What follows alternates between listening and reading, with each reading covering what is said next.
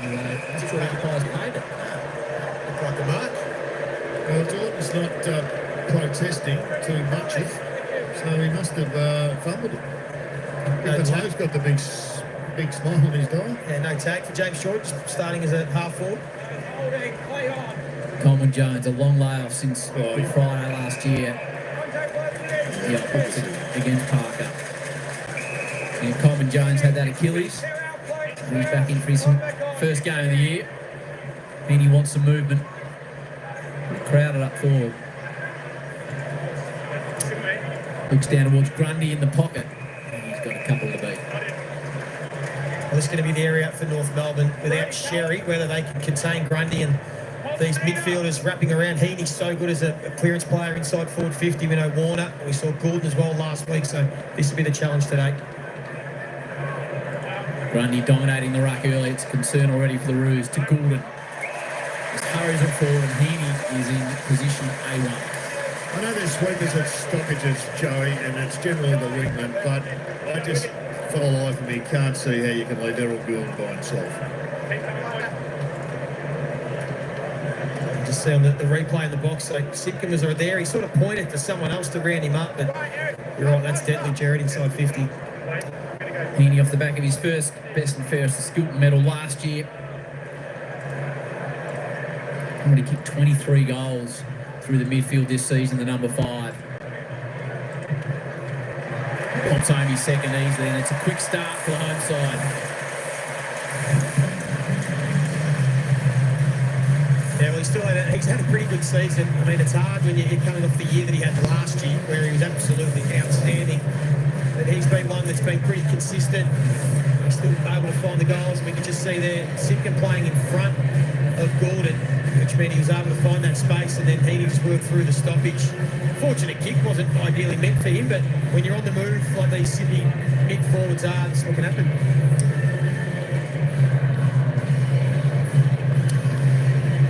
Yeah, it's interesting watching the replay.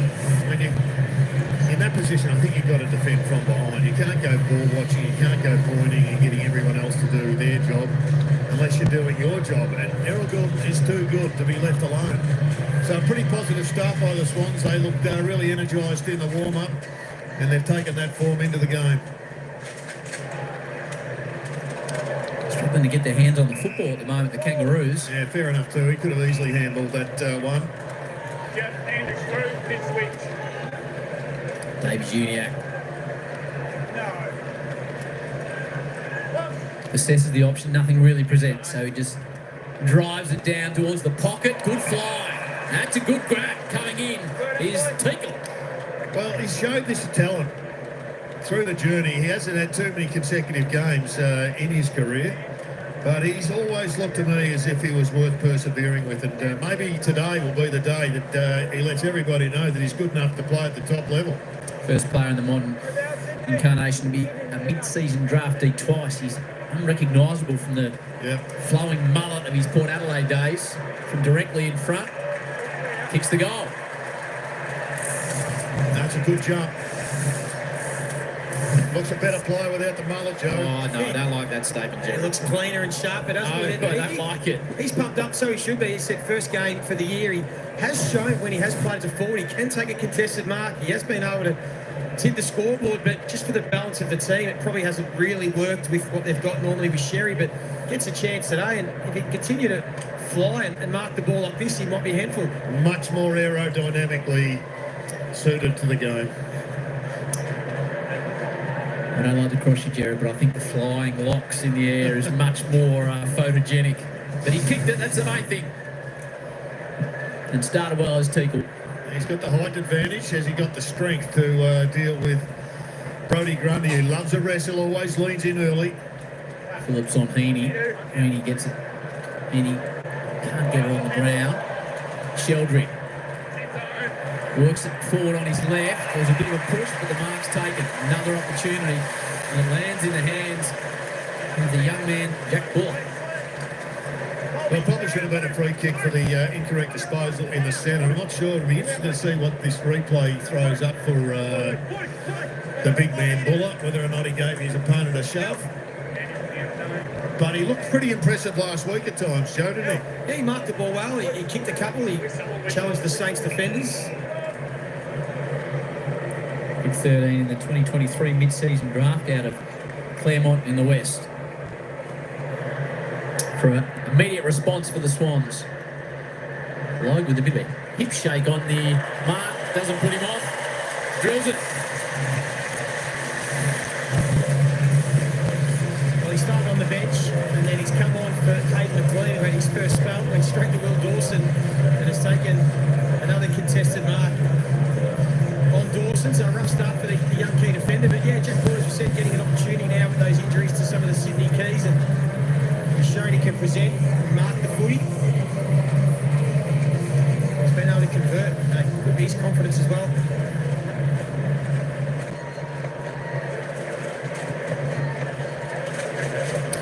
Well, there he is, Buller. Just a little wrestle. Looked like a bit of a shove in the back to me, but it's a good number to wear in the goal square up in Sydney, number 39. Alistair Lynch can join us. We need another look at that Elvis-style operation from Logue on the mark. Get to Lynchy shortly. Parker, high entry inside 50. Blakey, Mark Strong. Good afternoon to you, Alistair Lynch. How are you? And probably agree with Jared. That was absolutely a push in the back from Buller, but you take it while you can. And the Sydney Swans off to a flyer with their big guns. Heaney, Warner and Grundy all off to good starts.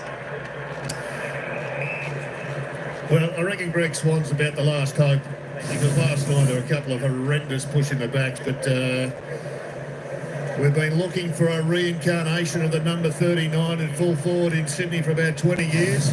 Not sure he's ever going to make the same impact as Warwick, but nevertheless, he's got the number. And I reckon Griffin Logue can put away that down on the mark routine. Didn't really work. And Elvis Presley, his heyday from Griffin. Didn't like it, Joe. no, it didn't work, so I put that away. Thank you. Got that, mate? Boys, back here. Both holding. I can't see Buller arriving in a pink helicopter in the light. Jared, you were there for those momentous times. What was it like playing around the Wizard and everything that went on around him? Well, there were two groups of people. There was, that Sydney knew, there was the Wizard and the rest of us. Free kick on the outer side. Interesting, the ruck contest. We've already heard the umpires through the marks twice. You're both holding. I don't really know if we want that in our game, Jim. There's two ruckmen. That's a lot of work. He's got a long list, Greg, but that's on it. Melican streaks down the outer side with a nice forward hand pass to Heaney. Dangerous early. He's got time, which is a concern for the Kangaroos. Good spoil coming from O'Sullivan. Not his best kick, Isaac Heaney, but this is the kid that I think the whole footy world knows is going to be one of the pillars upon which this empire re-emerges, hopefully. Second pick in 2024. A bit of an error in the back line could concern them. What do you like about Finn O'Sullivan, Joe? I just think he reads the ball really well. He's got good skills, he's got courage, he's just a point young footballer. He's just got to get about 60 or 70 games in him. He'll move into the middle. He may end up the best of the lot of them. Good discipline from Pink into a free kick, as you can see right there. There's a poor kick from McKercher. Just a simple 20-metre switch kick that's gone over the head. Jordan casually off one step, bends it, but not enough. Yeah, you spoke about that, Joey. I think McKercher, only his second year, developing beautifully. But that kick, he does turn the ball over probably too often for the coach's box, I would have thought. This time hits his skipper and Simpkin. Look at that kicking efficiency differential. It's just not good enough if you're going to compete. It has been an issue for North Melbourne this year. Sometimes they can't get the ball out of their back half. They can turn it over there and gift opportunities to the opposition. Nice body work from former Eagling Darling. Gives up ground to Logue. And as soon as that happens, you know that the Swans have set up down the line. They can't move it, so they're back really going back down the line. This time he nails it. And he does. It's Riley Hardiman. Game number 17. He showed a bit this year. Been good. At WA in the under-18 championships. Now Simpkin, nice little step. If the instep on the left doesn't work out for him, and Cunningham did ever alive. He's been a good inclusion. He hit form pretty quickly once he got back in the team. They're out here, the Swans. The run comes through Lloyd, enjoying his time forward to centre. Into the pocket There's men out the back. Coming up to meet the ball was Jordan. He did well, Toby Pink. They were out. James Jordan was out, goal side and gone. It was probably unfortunate for Sydney that it was Jake Lloyd. He just didn't have the penetration in his kick to get it there a bit harder and flatter because they were away. Would have been another shot for James Jordan. He's had 2 already.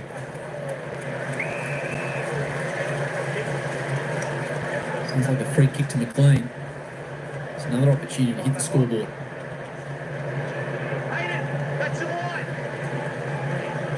Saw him play a final at the SCG against Carlton, and he was clearly the Swans' best player as a centre-half forward. Hasn't gone on from that point, but if he can get back to that level, he's going to be a long-time player for the Swans. We looked in the 17 and 18 draft, went over to South Australia. He hits Heaney beautifully. Held it for a while, not long enough. Now Powell, by hand. Sheasel gives up ground. Phillips. And we're dominating in the air at the moment, the Swans. Yep. Mills is getting back to his best form. Pretty handy having his capacity across the half-back line. It's his best spot, isn't it, Jared? I think half-back for Cal Mills. Hayward plays on. Sends the ball deep. Really deep. Good luck for that young bloke. But he's played the last 2 weeks. He's been nearly the Swans' best player in the last quarter. He's got enormous talent. He's a great pressurising machine. He's got a beautiful kick. He's just got a... It's hard sometimes when you're playing that high forward role to constantly involve, but just got to get some more consistency. Karcher to Hurdham. Hardiman and towards Teagle. Power caught the tackle. So Heaney's already jumped out of the blocks with 6 touches. Hasn't done any super damage just yet. Got the early goal. Power stands beside him now. It's a third free kick they've already given away in the ruck, North Melbourne. That's not even with Grundy out there the last 2, so it's going to be tough enough for the Kangaroos midfielders to win clearance, let alone giving away free kicks in the ruck contest. Geez, that was barely 12 metres. Lynchy measured out the mowing strips early. We got to 6.7 metres each. Blakey streaks through the middle. Sheldrick stands in one tackle, can't get away from Sheasel. Opportunity for North again through that man Sheasel. Slick hands required and slick hands are delivered. Curtis, they work it well, North Melbourne. Measures the ball inside. Just away from Comben. Yeah, what a shame. Great work through the traffic, wasn't it? Brilliant. Good, quick hands. Just needed to hit Comben, who's obviously got a new role change today. Yeah, that chain of handballs, as good as you want to see. They get the free player. Curtis just had to hit the target and get a good look at Comben as a forward. You know, he's played there in the past, but he's certainly shown he's an elite intercept key defender. Deep ball from McKercher to that man Comben.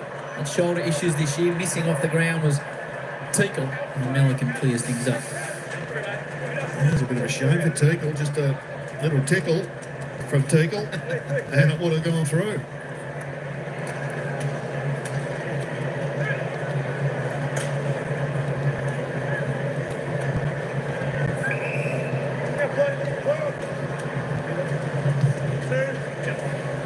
Blakey feigns one way, then sends it deep straight through the middle. It's a free kick to Toby Pink, and it could be 50 the other way. It should be 50. It was well after the whistle. Merrill Gordon, given the benefit of the doubt.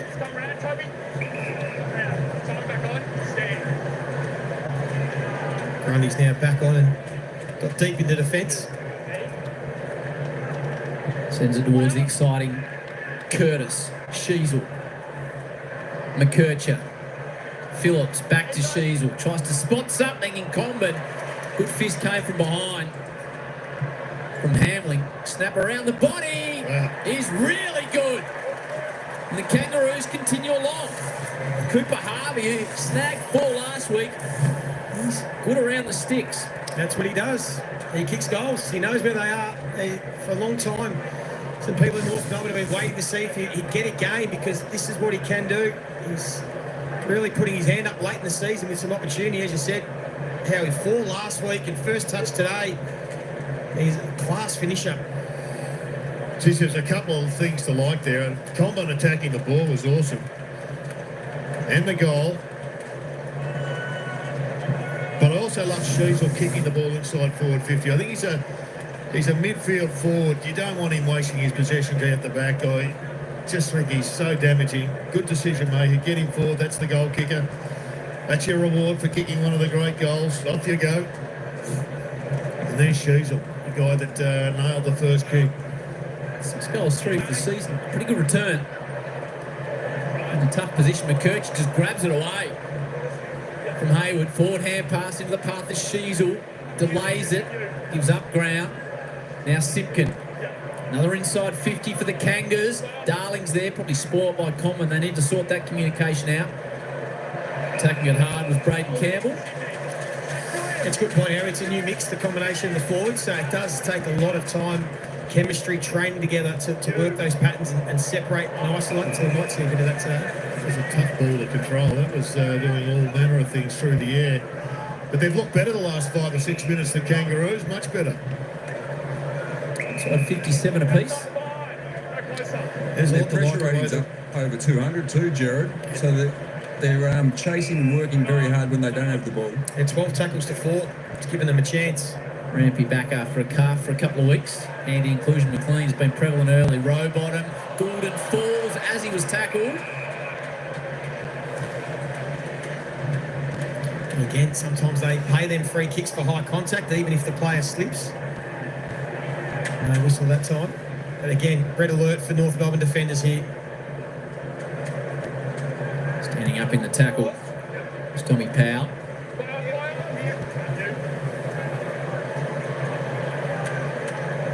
Bites. Yeah, there's a lot to like about the way the Kangaroos have settled. Their pressure is up, as Lynchy said. Warner dashes through as only he can. Breaks a tackle. Oh, it was set up for something special from Chad. Yeah, he thought he had one off the boot. Just kept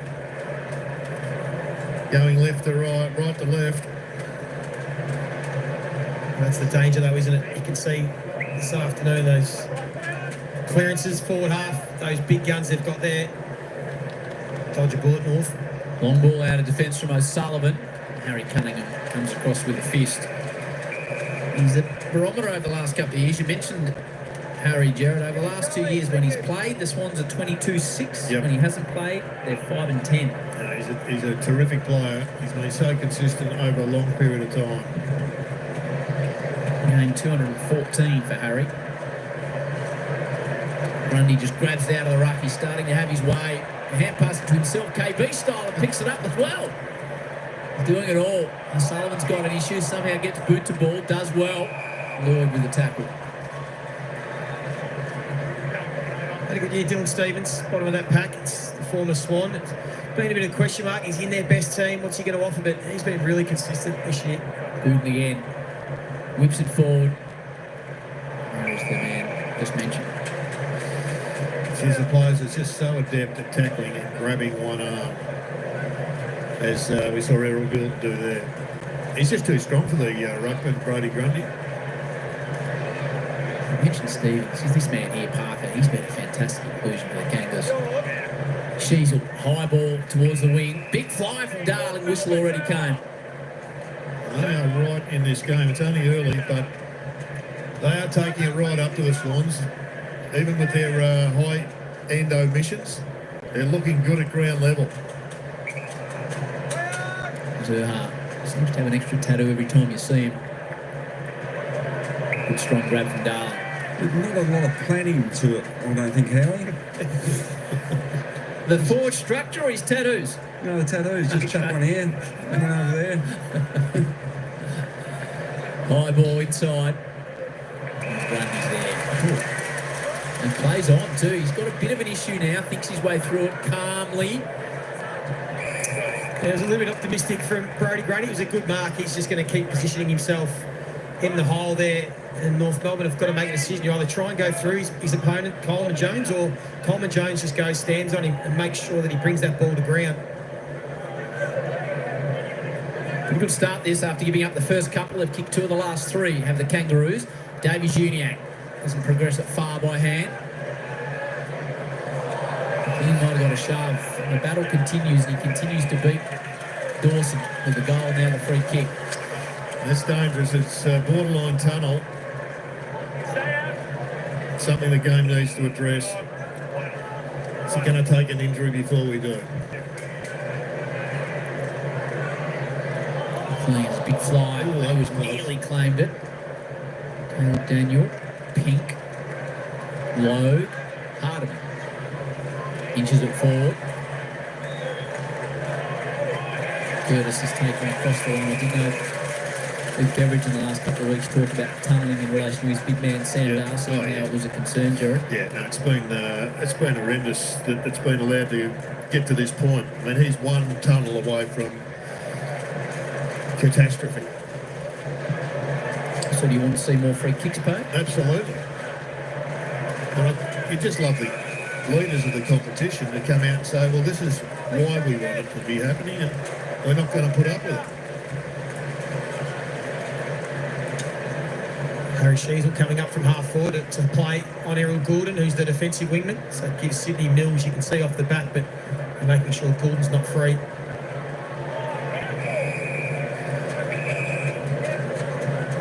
Colby McKercher getting plenty of football, along with Powell. It's a real challenge for Powell. He's taken his game to new heights at various stages. He's got to work on the consistency issue, but he's a hell of a talent. And he measures it down to Heaney, spins out of trouble beautifully. Back to the aforementioned, now Mills, sharp hands. McInerney takes a bounce, got some speed, just gets it over the top. Gets away from Hayward, and Pink, who's having Good start. a much improved season, works it nicely to Curtis.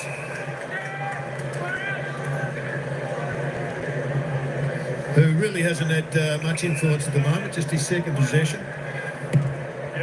He's the man you turn up to watch play, I reckon, though, Jared. Yeah, he's a beauty. Chance in the middle for And Pino again, Sullivan. kid. Just too much on it for Curtis. Yeah, it's just been one disposal. I mean, it was a brilliant kick from Curtis to be aggressive into the corridor, and they won it, but it's now 3 or 4 times when they've been out, they've either just missed a short kick or missed a handball, and it's just stifled their opportunity to get a flowing play inside 50. Good look at the Swans' defensive setup. They play back shoulder.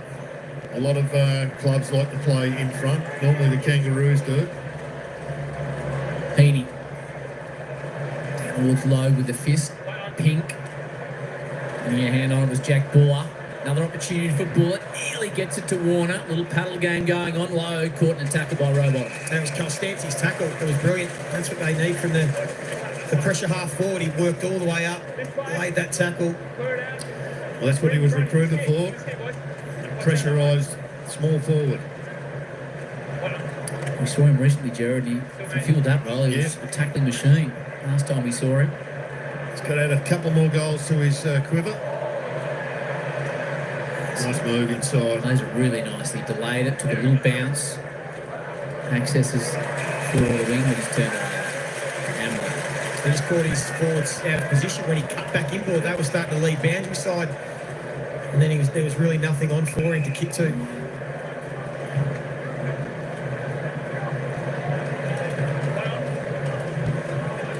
Well, we were talking about this earlier in the game, but Lynchy, the Kangaroos have really locked up the Swans' ball movement. It's been pretty stodgy stuff. Yeah, absolutely. I think they're pressing up. The defensive structure behind the ball is really good. They've just got to convert these opportunities. Callum Coleman-Jones looks like he's working down the race. McKercher's working inside 50, and here he is, Curtis, with a bit of pace, and he wants to go on with it with Rampy. Just needs to go back and slot the goal. That's why the whole world would like to have Colby McKercher on their list. Good decision maker. He's a good chess player with the ball in hand. He's feigning one way, knowing that he had Paul Curtis on the inside, and he nailed him. 28 goals from 14 matches this season. Curtis, Mercurial type, just tugs it going for distance. Kicked a couple last week. Paul Curtis probably hasn't, the last sort of 4 to 5 weeks, hit the heights of that first half of the season where he was probably the All-Australian small forward at the halfway mark, Joe. But He's got one straight down the middle, the lizard, but Alistair Lynch, Coleman Jones. Yeah, he's just down the race getting assessed for a leg issue, and that is a concern, especially with Brodie Grundy's all but putting on a clinic out there at the moment. That would be a real concern. Already undermanned without Sherry. Blake places the ball. Warner will get free.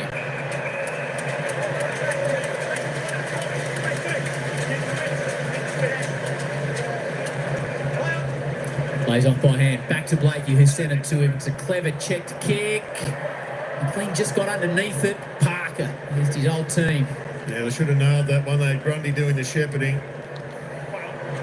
Condon as well at ground level, can't get away from Warner. Hamling also doing the shepherding there, but the teammates letting them both down. Might as well go for the ball yourself, Joe. Just there. Hold the meter. McLean and Heaney kick the opening 2, and Teakle, Buller and Harvey with the last. Keep it to an 8-point margin. Zerha gets one. A touch high from Sheldrick.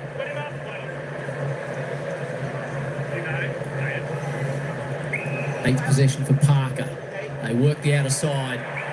Conlon's got a bit of a gap now. Let's see what he's like in front of the big sticks, Charlie. Yeah, the last couple of passages of play from North Melbourne have been excellent. They've had a bit more composure with that final kick. They're able to find the free forward. And they're doing a really good job. They're breaking even at clearance despite Grundy dominating hit-outs. So there's a lot, as Jared said, a lot to like about North Melbourne's first quarter, particularly after that slow start. This guy's been impressive the way he's led up with the ball. He was recruited as a forward. A lot of people thought he might end up as a backman, but who knows? This could be the pivotal day in his career. Hasn't kicked a goal this season. The man from Sale just faded late. Entertaining first quarter, though. The Kangaroos hanging in there. They're looking to break a 9-game losing streak against the Sydney Swans, who lead it at quarter time, 3-3-21 to North, 2-3-15 by 6 points.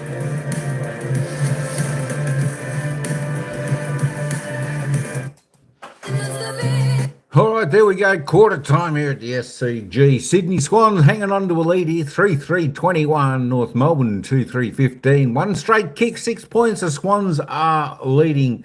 Hey, Ryan, how you going? Welcome in, young Ryan. G'day, Albert, Tine, Addy G in the house as well. Welcome in, everyone. Tell you what, we've got a pretty good match on our hands here. Both teams, I tell you what, as I was saying before in the chat, Albert, the conditions here are absolutely, totally opposite to Tasmania, where Tassie had the strong winds, the horizontal rain. It was freezing.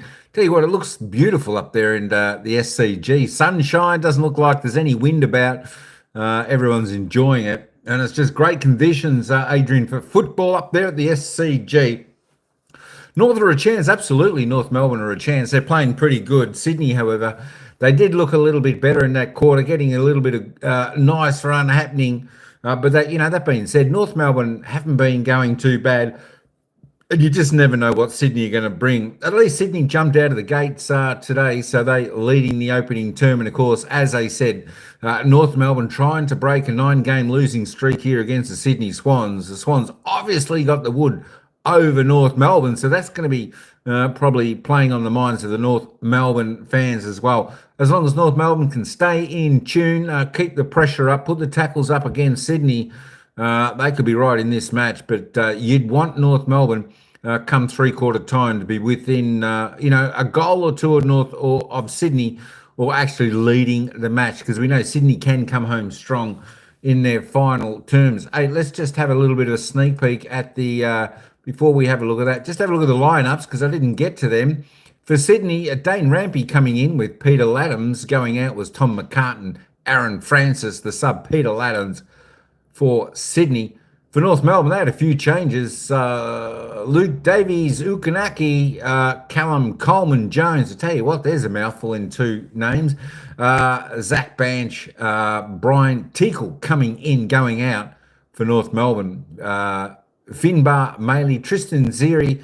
Oh, that's right. Ziri got, I think he got 3 weeks from that high hit last week. Bailey Scott and Robert Hansen Jr. coming in. The new player, Zach Banch, he, of course, is the sub, and the milestone games only for North Melbourne. Zach Banch is his debut game, and Will Phillips playing his 50th. So well done to those two players. There are your lineups. Your $5 could turn into a big bounty, a booty, Eddie G. That's right. That's right. But to keep your multi going, you're looking for Sydney. There we go. Let's just have a look at the goal scorers so far up until quarter time. There's only a handful, and of course, all singles to North Melbourne. Teakle's kicked one, and Cooper Harvey has kicked one. For the Swans, Hayden McLean, Isaac Heaney, Jack Buller, I should say, the singles. The ball magnets, Brodie Grundy. I tell you what, how good is Brodie Grundy going since he's gone to Sydney? Absolutely fantastic. Tops the table with 9 disposals, 19 hit-outs, 4 clearances already for the big man. Tell you what, I don't know how, surely he's going to get best and fairest at Sydney this year. It'd be pretty hard to take it away from him. I really don't know what to be looking at if he doesn't get it, because he plays great every week. For North Melbourne, though, Tom Powell, Luke Parker, Colby McKercher, all on 8, all doing reasonably well there. Isaac Heaney, good to see him getting a few touches early on as well. The superstar on 8, 3 clearances and a goal. Harry Sneasel also on 7 there for the Kangas, are doing well. Nick Blakey, the Lizard, on 7. He's going all right. Let's just roll down because we're going to be back down to the ground in just a minute for the bounce of the ball for the second quarter. Jack Darling, well, he needs to have a big game, I think, here today. They need his input. They need him to get on the board. 3 disposals, 3 kicks, yet to get on the board so far. Caleb Daniel, a little bit slow for North Melbourne in the opening term. Just the 3 touches, 1 kick, 2 handballs for him. All right, let's just roll down. We'll see who else we've got. Rampy just on the 1 touch. Same with Melican. And there we go. Charlie Coombe also just the 1 for North Melbourne. All right, we are going to head back down to the ground. Let me just roll this one back up. Get that set ready for the halftime stats. All right, let's head back down to the ground where the action is, and they'll take us into the bounce of the ball for the second quarter, where it's the Swans by 6 points. And going, and I'm sure he'll go again next year. And keep an eye out for Luke Parker. You also might notice QBE, who have been a fantastic sponsor over nearly 40 years for the Swans. They've given up the jumper today. Each jumper is a hand-drawn heart created by kids from the Save the Children Australia and Sydney Children's Hospitals Foundation. They've all got an individual jumper, which is absolutely fantastic. Alistair Lynch. Thanks, Howie. Bad news for North Melbourne. Callum Coleman-Jones has been subbed out of the game with a calf strain, so that is bad news for him. We know he struggled in the past with an Achilles tear. But the upside is Zach Banch will get his opportunity to debut here at the SCG. The Werribee Premiership player from last year, the small pressure forward, gets his opportunity there on screen. What he won't be doing is filling the role of second ruck. Not quite like for like the two, but good luck to Zach Bench. But shame for Callum Coleman-Jones. I mean, 31 games in 8 years. He just can't take a trick. You feel for the man, but he can't ever get his body right. Phillips grabs out of the middle, so Teakle's going to have a busy afternoon now. Davies Uniacke sends it forward. We'll keep an eye out for Banch. Werribee Premiership player on debut. Positive start from Stanty. Off the instep, didn't really time it. And misses a lot. Yeah, he shanked that one, Castani. It was a good opportunity, but it was a well-shot centre clearance by Will Phillips. And they are just sneaking up on the Swans here, Joey. Swans need to get themselves up and about here because the Kangaroos are right in this game. Oh, good tackle. Curtis brings it to ground, tight on the line. Yeah, some of those numbers, like the tackle and ground ball, like they've doubled Sydney for ground balls. They've laid 7 more tackles. They're breaking even in clearance, despite Sydney looking dominant in that forward 50 area. So, no, they're doing a lot right, North Melbourne. They keep it in play. Stevens gives up ground. Hardiman steps, looking for the perfect entry. Now McKercher, taken away from the football. Stevens, far from perfect, but he gets it inside. Falls down towards Sheasel. Hurried centering ball, touched. Doesn't realise Hamley, and Curtis gets him after he played on.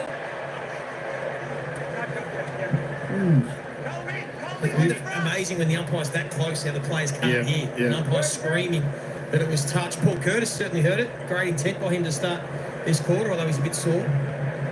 Grundy just grabs it out of the ruck. Oh, it's risky. Very risky, and he kicks it to Darling.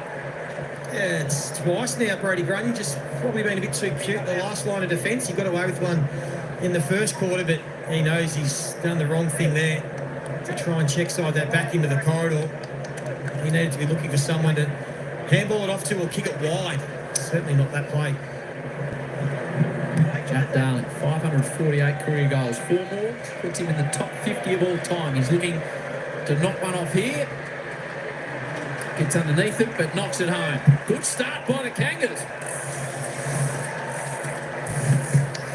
There's plenty of signs. If you're a Kangaroo supporter, would be going anywhere. This has got an upset written all over it. The way you have fought back after conceding the first couple. You've been the dominant side in and around the contest. That's a great tackle. And I know the umpires, I think in the rule book, are supposed to give the benefit of the doubt, but gee, that was a really big benefit. Almost the footy gods impacted. 3 of the last 4, the Kangaroos. Is Darling going to be required in the ruck at some stage? Yeah, well, he'll probably second ruck now, which they've luckily in some ways they've still got that option. But yeah, Brody Grundy, I mean, he's got the 5 clearances. He's grabbed it out of there a couple of times, but deep in defence, just has to be a bit more careful than that. Trailing by 6 at quarter time. The Kangaroos have evened the ledger. Davies Uniac backs his pace. McKercher does the same. Forward hand pass is good. Long ball forward from Teakle right to the teeth of goal. Curtis is there. All stays in play momentarily, and then Roberts takes it across the line eventually. Geez, they're moving the ball better. Right now, they are on top in this game. The Swans are really slow with their ball movement. Haven't had great connection from back half to front half, going super slow. And it's starting to tell. Slick hands through the middle from North as well, Jeff. Yeah, super ball movement. So you're not happy with the way Sydney are progressing the football? I think they're going really slowly. Saw it last week when the Saints just locked down on them. They basically lost control of that game and were lucky to win it. Yeah, they've certainly changed their ball movement the last 6 weeks or so. Sydney just playing a bit more safe, finding a few more lateral marks, supporting their defence a little bit.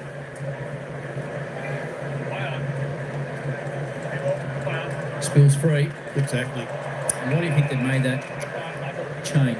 Well, they were going a bit longer earlier in the season and it wasn't working for them, probably because of the personnel forward of the ball, but just a bit of the change. So it sort of reverted back to playing a bit more uncontested and a bit slower, which has just allowed them to not turn the ball over as much and build it up, which they like to do. Lee Montagna, Jared Healy and Alistair Lynch with you on Saturday Twilight Football. Another opportunity for the Roos. Well gathered by Blakey. Grundy. Handball's a bit errant. Cunningham. The pressure is superb for the Kangaroos. It looked a bit high, but gee, how lucky there, the Swans. That's your man Constanti, the tackling machine. Yeah, he's a machine, all right. That's their 8th tackle inside 50 already for the game. Sydney just 2. Teakle doing well in the ruck. Zerha hasn't been a factor as yet. Goulden. He's been well held, or just hasn't got near it himself. And he leaves it behind. He's got enough time and space from Stevens. Back to Roberts. Now Mills.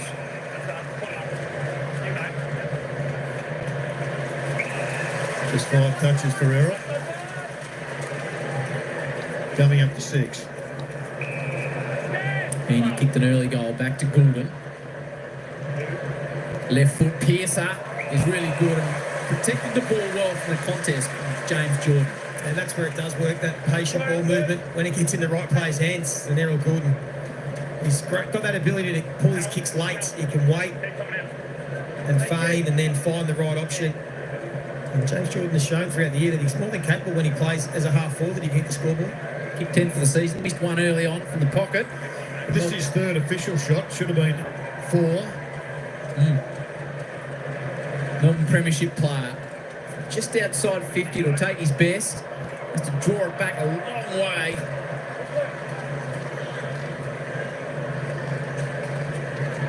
And it was just a couple of weeks ago, he probably had his best game of the year. Tagged Caleb Sarong, held him to about 10 or 11 touches and kicked 2 goals himself. Yep. Very good display. Well, right now, the Kangaroos it's their best first half pressure rating for the season, and you can see it. I mean, the Swans just haven't been able to move the ball. Milliken very short. There's an example of that pressure. Fist comes. Can they turn it over in the middle? And well done by the Kangas again. Yeah, well, that's the difference when they try and find those short, uncontested marks. It's in the wrong player's hands. Milliken, not an elite kick of the competition. And North Melbourne was sweating all over it and able to turn it over. Grundy grabs it away from Teakle. They're sweating on Grundy. And Kirchhoff just creates little gaps with his speed and his sideways step. Comben got a bit to beat. Rampy, reliable as ever. No look, hand pass was clever. Milliken pokes at it. Blakey plays on. Little chip was clever, almost like Gaelic football. Back to Jordan. This is a good build-up. Heaney, danger here. Warner just a little touch underneath it. Just too much on the kick. Sullivan can calm things down for the Roos if he can hit a target, and does. Sheasel. Stevens. Now it's a good build-up for the Kangaroos. Constanti measures it. Just missed the target. Well, we've seen 2 goals that should have been kicked at either end because of poor kicks or maybe a drop mark from Chad Warner, but that is what Costanti has to work on for the between now and the start of next year. He's got to get that kick ratio up. Just joining us, Coleman Jones, unfortunately subbed out in his first game of the year. And Zach Banch gets an opportunity. He's been physical this quarter. Paul Curtis, the number 1 tackler inside 50 in the competition. He's going to throw his weight around. That's leadership, trying to impose himself on the contest.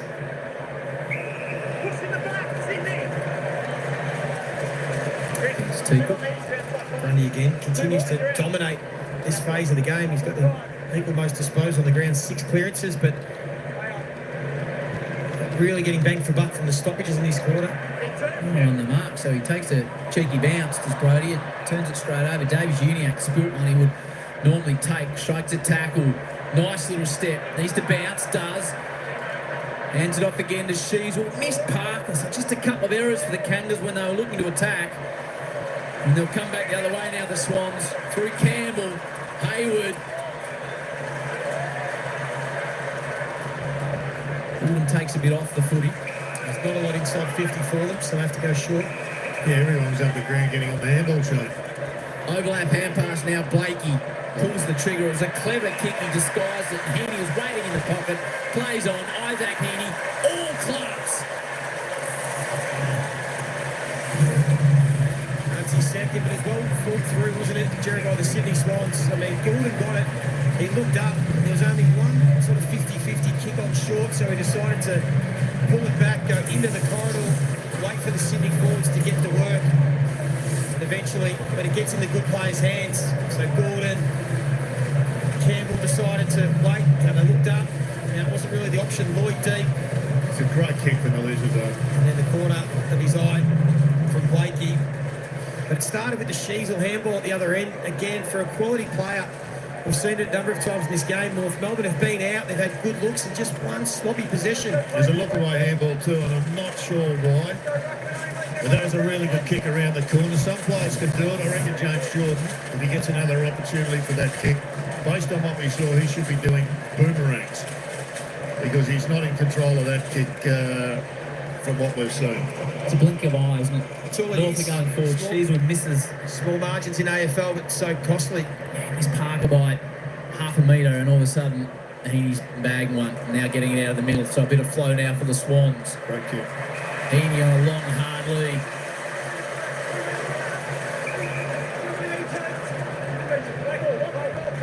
Plays on. Heaney doesn't worry about passing off, but why would he? Gordon from 50 rams it home. Well, Parker will be ruining that turnover handball because in the blink of an eye, the Swans have got a little bit of momentum. Same people involved, Gordon and Heaney. I thought the umpire was way too generous for the get back. Griffin Lowe he got told 5 times to get back 2 metres, and he should have paid a 50. Didn't matter, but he was well and truly he's gone 2 metres over. From what we see, that is an over. still yelling at him to come back. That's got to be 50 if you're going to be consistent across the board. Well, Howie, 3 scores this quarter for Sydney. Heaney and Gordon have been involved in all 3 of the scores. So no surprises when their superstars get the ball in their hands. Good things happen. 55-metre bomb as well by Errol McInerney. It sends them forward again. So North were going so well, but now Sydney is starting to lift their rating. Logue. Yeah. This one can stand. He gets away from him, keeps it in play. Cunningham looking dangerous here. This one's again. The game seems to be swinging a bit on clearance. The Swans have had the last couple of clearances and gone forward and kicked goals. Bice. Heaney is in the chain again. Ball 50. Doesn't quite work out. Might at the back though. Simpkin caught. A good little test here now for North Melbourne mentally to hang in. We've seen them throughout the year concede a run of goals, drop away. They have to dig in, find a way just to wrestle back a bit of momentum. It's clearly in Sydney's favour now. Forward 50 clearance. Cost us Saints last week. And you touched on it before, Isaac Heaney, the highest rated player on the ground in this quarter with 7 disposals and 3 score involvements in the 1 goal. He's flying, isn't he? 15 for the game. I mean, if he didn't have last year, Lynchy, we'd be claiming him how well he's playing this year. Oh, absolutely, yeah. The first 2/3 of the season last year was incredible. Grundy tried to hack it out of mid-air. So kicking in danger against Grundy. Reprieve for Teagle. O'Sullivan wobbles it. Towards Zerhart. Wobbled forward off the boot of Roberts. And you've touched on throughout the game that the enormous pressure from North Melbourne. Just Sydney are just trying to break that up at the moment, and North's pressure rating just under 200 for the first time in the game. Let's have a look at this kick. I never know quite whether it's meant to be off the side, Joey, or whether that was a wobble. No, I think don't give him too much credit. I think that was a miss kick. Chad Warner can bend them off the outside of the boot. He's just trying to see how far that bloke had advanced. Good tackle from Zerhart. Now it's better. Lynchy's right. When North Melbourne's pressure rating drops, that's when they do leave their defence vulnerable and they can get scored against, so they need to try and maintain the rage for as long as they can. Just a third possession for Zerhart. Kicking at 40% of the Kangaroos. Sheasel. It's again, yeah, Sheasel, that's 39%. We've seen a lot of that. Their build-ups have been pretty good, and they're getting looks players free, but missed handballs, missed kicks, and that really important part of the ground, that attacking mid-zone 50 to 70 out where you can get a good entry. It's not getting it done. I reckon 2 errant kicks and an errant handball have cost them 3 shots a goal in the last 7 or 8 minutes, the Kangas, and they had all the momentum.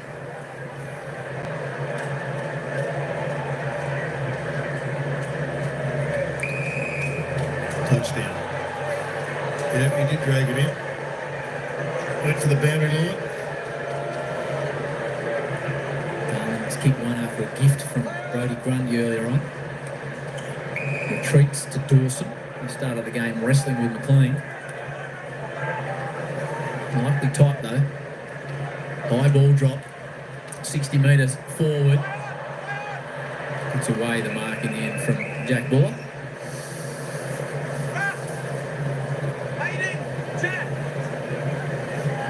So they've got Charlie Comben down the forward line, but they're preferring to go with Jack Darling to do the ruck work in this situation. Clean out points him completely. High ball, not the distance. Falls to a dangerous area. Gordon's happy to just lock it in. Sydney led by 6 at the first break. North kicked the first, but Swans have replied with the last 2. Rowbottom, a real up and under. Barker stands underneath it like he's playing rugby. Good solid tackle from Hayward and Simpson. There is a debutant, Zach Banch, out of Werribee. He played in the premiership with Riley Bice, amongst others. Yeah, there's a whole heap of them that played in the premiership last year, Werribee, that are now running around at AFL level. There's the fifth of them, gets his chance, small forward. Hopefully provides something inside forward 50.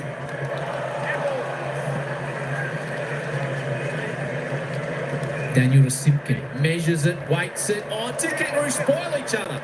Stevens came across, might work out to Sheasel. And he finishes, does Harry.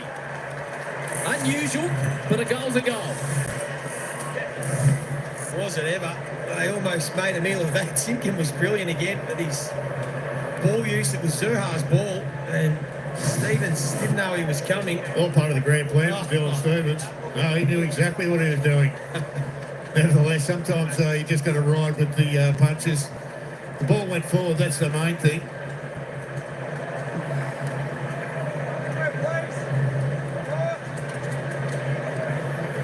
I think that was like Lynch's description of Zerha's tattoos. Not a great deal of planning. Castani just whipped out the handball.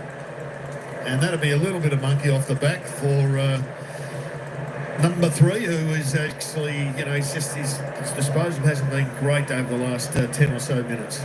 So Harry would be pretty pleased that one went through. 12 touches for Harry, and he's only going at 25% kicking efficiency, but he's on the board. Common attacks it nicely again, just a missed opportunity. He could be right in this game. As it is, they're only a kick down. Robot looking to make them pay. Aggressive tackle from Lowe. There's a bit sloppy from the Kircher. He needed to approach that one with a bit more care, knowing that he was going to... The Lowe got him cold. He just had to nail him. Jordan stands up, delivers inside. That's a good grab. Really good grab. Lowe shows a fair bit of potential. When he's on the lead, he takes it out in front of his nose, in the hands. Well, he kicked one as Jack Buller. Yeah, he's hasn't had too many opportunities over the journey, so only played a few games, but he's looking like he's absolutely worth persevering with.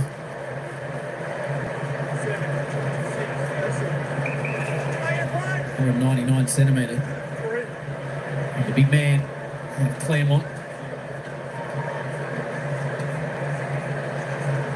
A deliberate approach. A number of capper on his back. Perfect! He's got a couple as Jack. He's certainly putting his hand up. He's for maybe a starting role in the team next year, the way that he can take a contested mark. The run-up looks a little bit mechanical. It's not fluid, but when he strikes the ball, he makes pretty good contact. And Jason will be very happy. The Chief loves a straight runner, and he loves everything going straight in the middle of the goal. This will be right up his alley.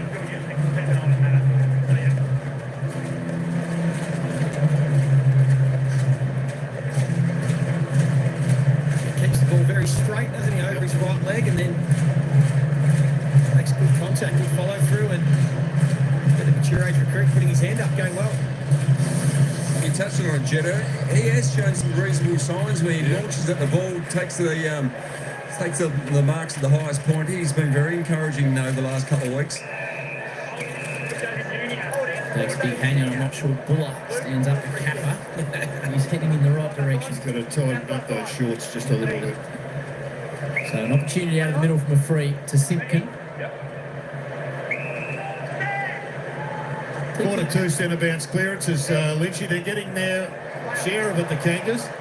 They are, and they've had the scoring shots. They haven't got the scores that Sydney have from clearances, but they'd be pretty happy with they're hitting the scoreboard. They've just got to tidy up that work in front of goals, and they'll be very much in this game. One of those opportunities that the mark from Phillips. Yeah, both teams have had 6 shots from stoppage. Stoppage numbers are still even. So it's probably as good as you could ask for. I thought coming into this with the dominance of Brody Grundy, who's still playing well, but they've been able to nullify the stoppage dominance. Going okay too. Britton Teakle fancies himself in the end, takes a bit off the kick, drops it to the top of the square. Curtis gets shoved from behind. Zerha in the clinches. He didn't want to get hold of that ball. Dane Rampy, he had it and he just let it go. But if you took away just about 4 or 5 fumbles from North Melbourne, they'd be in front. You're all around 60 metres out, haven't they, G, when they've been looking to go forward. So they've cost themselves goals and they've opened it up for Sydney probably 3 times. And you touched on it, Joey. They'd be happy with those scores from stoppages because although they can score themselves, they get scored against. Ranked 18 for scores against from stoppages. So up against this Sydney Swans team that's really improved over the last 6 weeks, it's a pretty good effort. Teagle battling manfully with Grundy. Here's an opportunity for Zerha. Doesn't need much of a chance. Just a miss. They are roving to Grundy better than the Swans are roving to Grundy. 33 hit-outs Brady Grundy's had. Yep. Coleman, Jones and Darling and Teagle have had 4 combined. So despite that absolute dominance, they'd be pretty happy with what they're doing at ground level there. Clearances are 12-7. It's a pretty good indication of what's happening at ground level. And being a premiership player with the Doggies back in 16, went to Freo and now at Sydney. Injury concerns. Parker works his man underneath it nicely.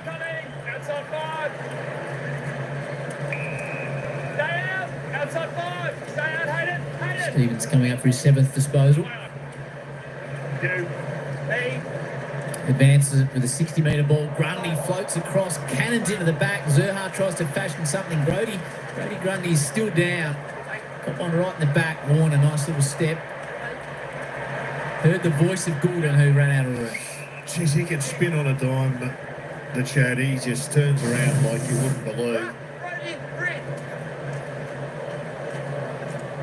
And there's the smother.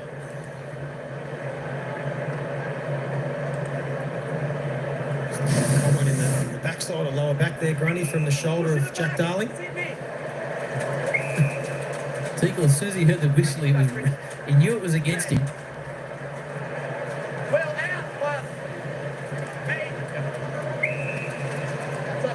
I think he was arguing, you haven't paid that for 2 years, you guys. How come you're doing it to me? Blakey laterally to Cunningham. He presents in the middle, so he works it to Rampy. Just when they've spread the field, they've made the ground really big. You can see there, really trying to stretch North Melbourne to see if they can find pockets of space. Kangas have done pretty well here.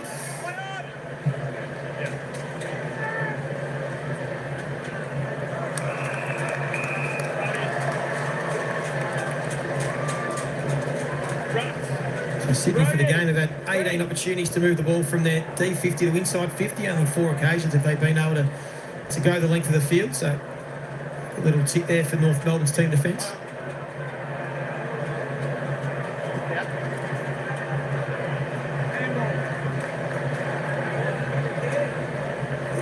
Spills free now.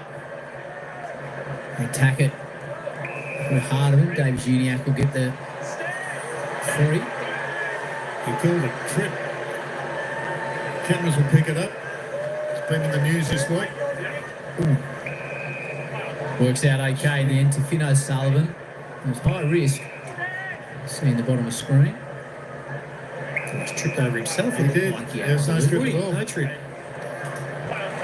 Good spoil. Pretty tight this game right now. It's 11 points of difference, but it's a hell of a lot closer than that. Out in the deck, Kangaroos have been in top in clearance. In particular, at the centre bounce where it's 8-4. Sydney led by a goal at quarter time. Kicked 3 goals to 2 this term. Yeah, absolutely. I mean, one umpire said play on, the other one got it right. Simpkin takes the advantage. He jinks 3 times. Nothing presents. He's put his forwards off with the extra ball in hand time. Back to Warner. Tahini gives it back to Warner. Uses his speed. There was that kick on the outside of the boot. Yeah. It didn't work. A little floater. Still might work out, though, through the hands of Jordan from Warner. They're spreading out wide. Well weighted and good grab. And Bice will get his opportunity. Well, it started with Campbell. Deep in defence. I've liked his year. He's continuing to develop. Doesn't get a lot of possessions. Can work on that, getting his numbers up. But He just seems to make the right decision most of the time. Bice kicked one goal for the season. 6:31 at the state draft combine for the 2K. Joey, have you got that covered? 6:31. 2K time trial. Pretty sharp time. Good game. Bice.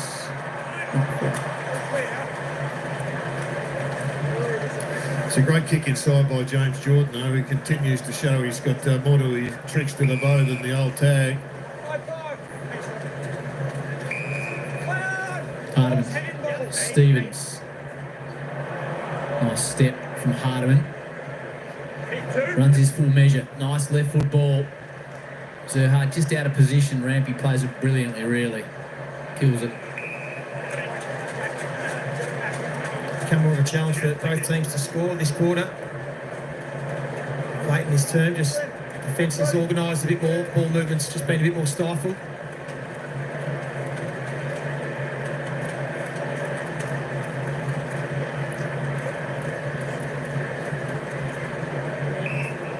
It's Powell. You can see these had that match-up on Heaney around stoppage. Clearly the best player on the ground in the first half, Isaac Heaney, the 16 disposals, 2 goals, 5 clearances. There he is again. There's another one to Rowbottom. Wobbled down the wing. Pink gets a hand on it.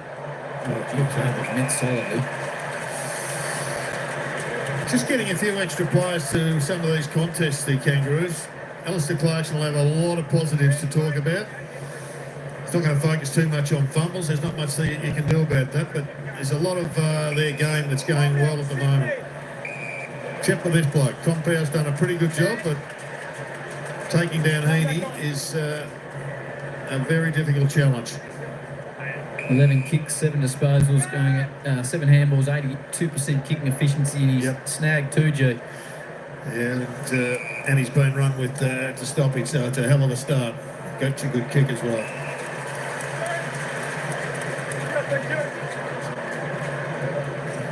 Rowbottom keeps it low to a one-on-one, too much on it from the clean.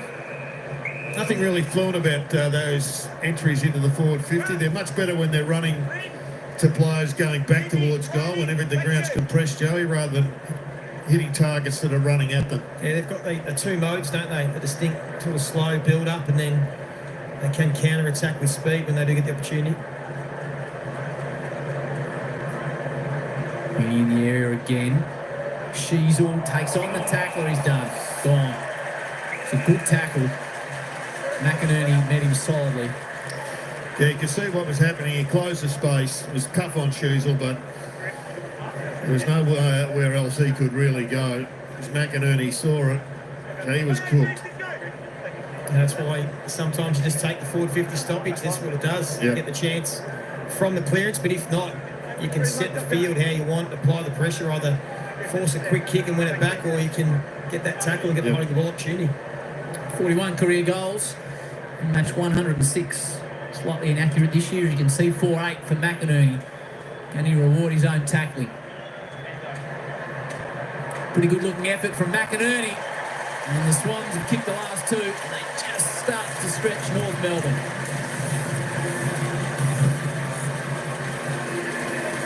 Yeah, they haven't. It's probably just been the finish, Jared. The polish from Sydney. They've been able to kick the 4 goals from 11 entries. North Melbourne have had 12 entries this quarter for 2. We've spoken a lot about them not being able to finish their work, but Sydney just have a touch more class and polish forward of centre. When it gets in the right players' hands, they can convert, find options inside 50, and that's what's given them their 3-goal lead. Yeah, it's well read by McInerney. They've used the handball to get away from stoppage a hell of a lot today. And McInerney could see what was going on. With LDU getting compressed, the handball was always going to come. He closed down the space. And he got himself a goal. Good separation now on the scoreboard. Beautiful night in Sydney as the sun sets over the SCG. Iconic sporting precinct. Phillips has got a problem here. You heard the umpire saying he dragged it in. Yeah, he should know that, Phillips. There's no point looking at the umpire. He had to make sure it came out. A clear explanation here. His 19th disposal. What a game he's playing. The number 5 with a couple of goals as well. Another inside 50. Pink deals with it. And Zerhart's not his afternoon so far. Just bounces away from him. Warner. Well read. Well done, Davies Uniac. Back inside. Yeah, he's had a good first half. 15th touch. And managed to keep it in. Now Zerhart shins it round the corner. We just saw Sheldrick running alongside that baggy. Needs to take a leaf out of McInerney's book, and you could see how the play was going to unfold. He needed to come in and apply the tackle, close it down.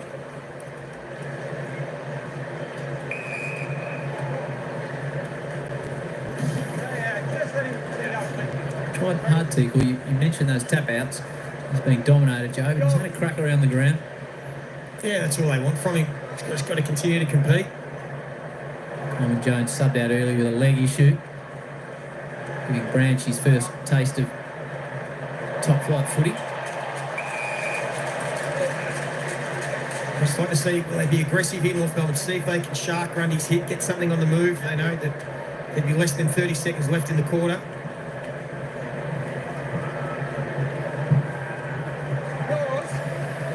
Hurried exit doesn't really work out. Hardiman on the left. With some late joy. Blakey. Not quite. So it was the Swans by 6 points at quarter time. They kicked 4 goals to 2, including the last 2 of the term. Heaney's got a couple alongside his stack of disposal, 11 for that term, 19 overall, and they lead it by game high 18 points, Joe. Yeah, I think as we've said throughout the call, North Melbourne are doing a lot right. They've been really competitive. Their pressure's been pretty good. They're out tackling Sydney. They're clearly winning ground ball. Clearance about even, but it's not quite getting it done. We'll get down to Lynchy on the boundary. Thanks, Joey. Here with Luke Parker. Luke, disappointing to see those last couple, but how did you feel the game was going before that? Yeah, it was pretty tight. I think the pressure was pretty hot early, so both sides were going at it. They probably were able to use it a little bit through the corridor of that quarter, so just needed to shut that down. Was that the most pleasing aspect, the pressure? And you looked like you were set up behind the ball pretty well. Yeah, we were. We defended really well that first quarter. They were able to shift the ball a little bit late, but it was probably off the back of a few of our mistakes going forward. So if we nullify that, then hopefully we can get it back on our terms. All right, thanks for your time. Thank you. Thanks to Alistair and Luke, who has the most Brett Kirk medals. 5 of them for the best on ground in the Sydney Derby. Speaking of, next Friday night, there's a double header, including the 2 Sydney sides going head to head.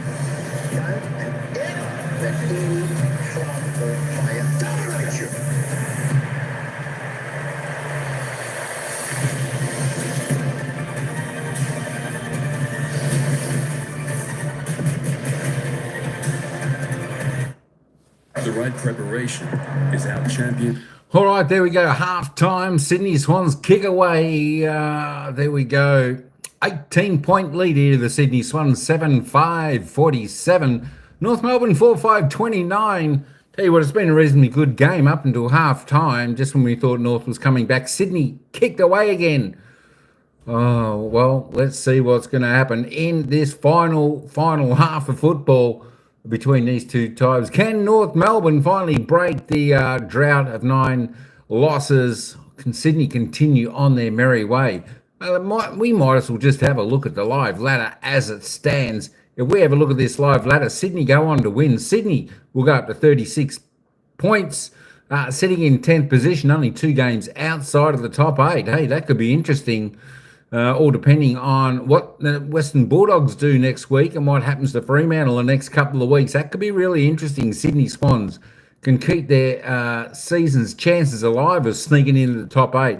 Look, it's going to be pretty tough, but it's a mathematical chance, and that's what they always talk about, mathematical chances. So there's still a chance. All right, let's have a look at the goal scorers so far. I tell you what, Isaac Heaney's having a cracking game today, folks. He's kicked 2 straight goals with Jack Butler for Sydney. McLean, McInerney, and Goulden are the single goal scorers for Sydney.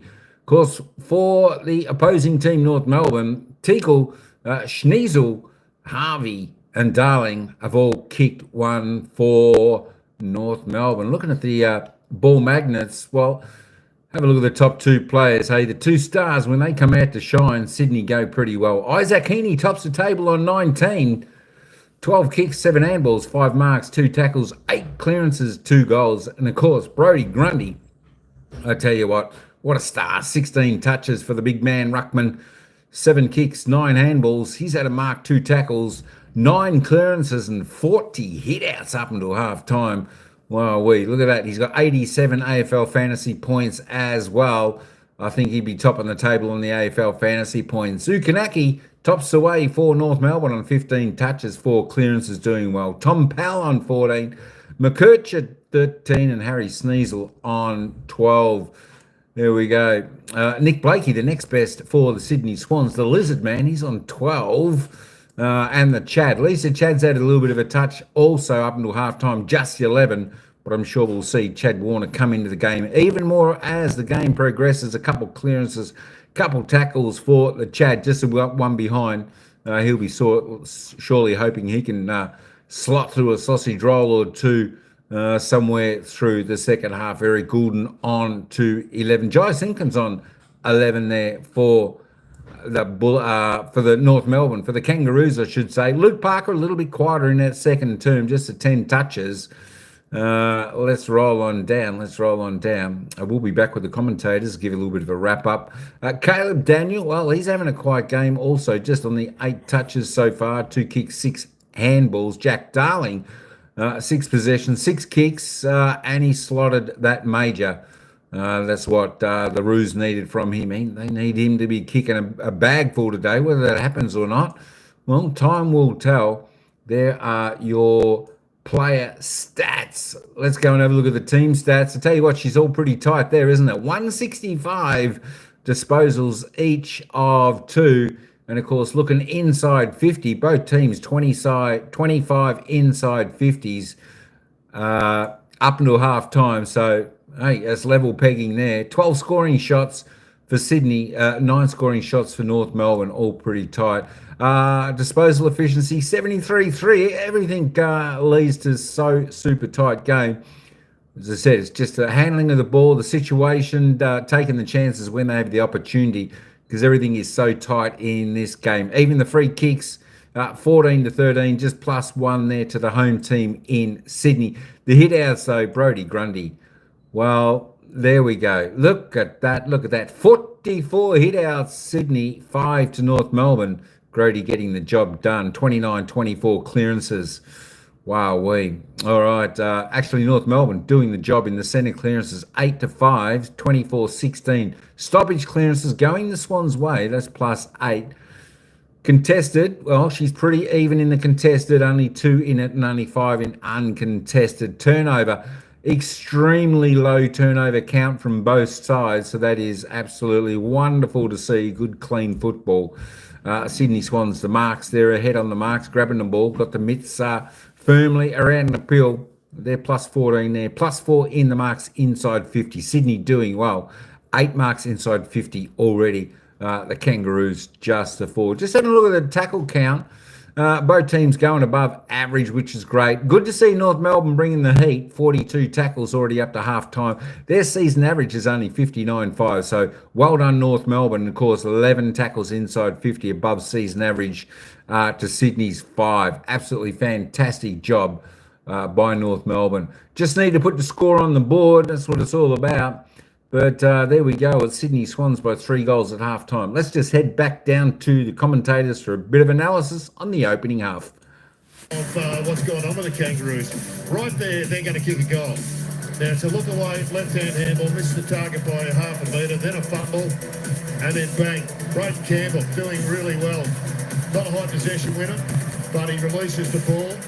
And you can see Deeney at the top of the screen there. He's just prowling. He's just reading.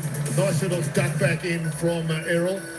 And then the kick that comes from the Lizard here is absolutely superb. He gets forward. He knows he just wants a one-on-one. That is just great. I mean, they are trying to isolate him almost every time, Isaac Deeney, when he pushes into that forward line. He gets in the air and he can get you on the ground. Yeah, and that kicking forward of centre has been a strength of the Swans compared to North Melbourne, so that passage summed up beautifully. But Isaac Heaney's first half, he can't do much more. 19 disposals, 5 inside 50, 6 score involvements. He kicked a couple himself, and he has 8 clearances. So he's doing absolutely everything, and that's why he's one of the best players in the competition. And maybe they might have to find a different matchup. Tom Powell trying to go with him at clearance, but just doesn't have the size or class to match. So it'll be interesting to see if Clarko makes a change. Swans lead by 18 points at the major break. Up next, Kath, Kiki, Jack and David Zeta on the wash-up from the wet, cold game in Launceston where the Hawks got the job done, and all the news looking forward to tonight. Half-time here, the Swans lead the Roos by 18 points at the major break.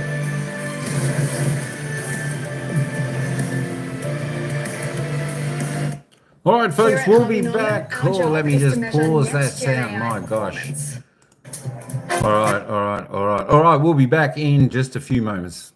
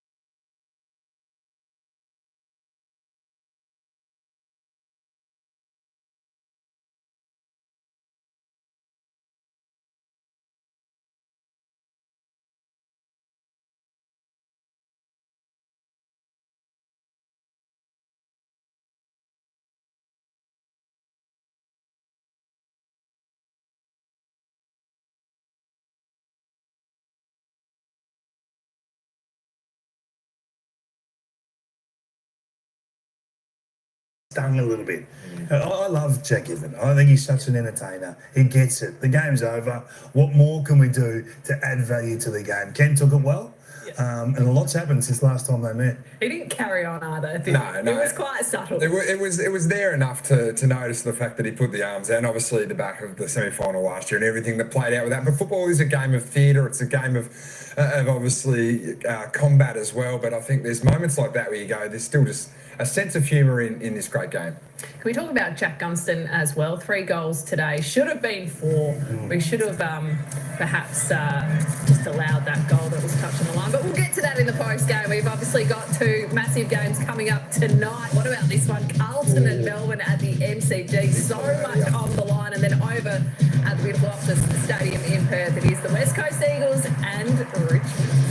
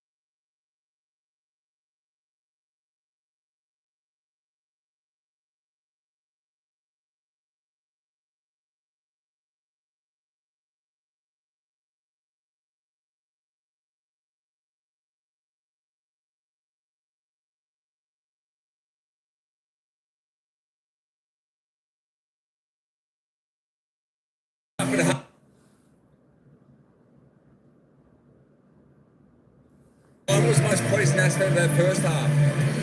When we took the ball off the line at times, I think that's part of what we have to do. Our tackle pressure, our ability to win ground balls is an area we need to focus on. Areas of concern, and you got a tweak in the second half? Yeah, it's probably our contest-to-contest work rate.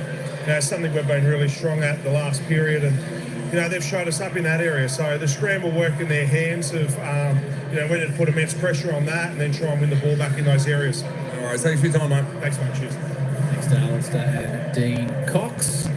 It's an 18-point lead to the Swans. Great to see pre-game, Joey. The Jackets caught our eye. We saw the Hall of Famers, Jared. You're up there this week. The Masters have got the green jacket, and I like the purple velvet that Sydney are rolling out. Oh, yeah, they were very popular on the night, innovated last year. Jay Farage and Katie Farage, high-end fashion designers, big Swans fans, and they decided to get involved with the night. And geez, there's some pressure on to make them retrospective. I could see you in one of those, Jared. They are a fantastic piece of kit. They are very nice. There's Nick Nolcheski still rocking it. Yeah. Reese has changed back into the other jacket. But who makes those, G?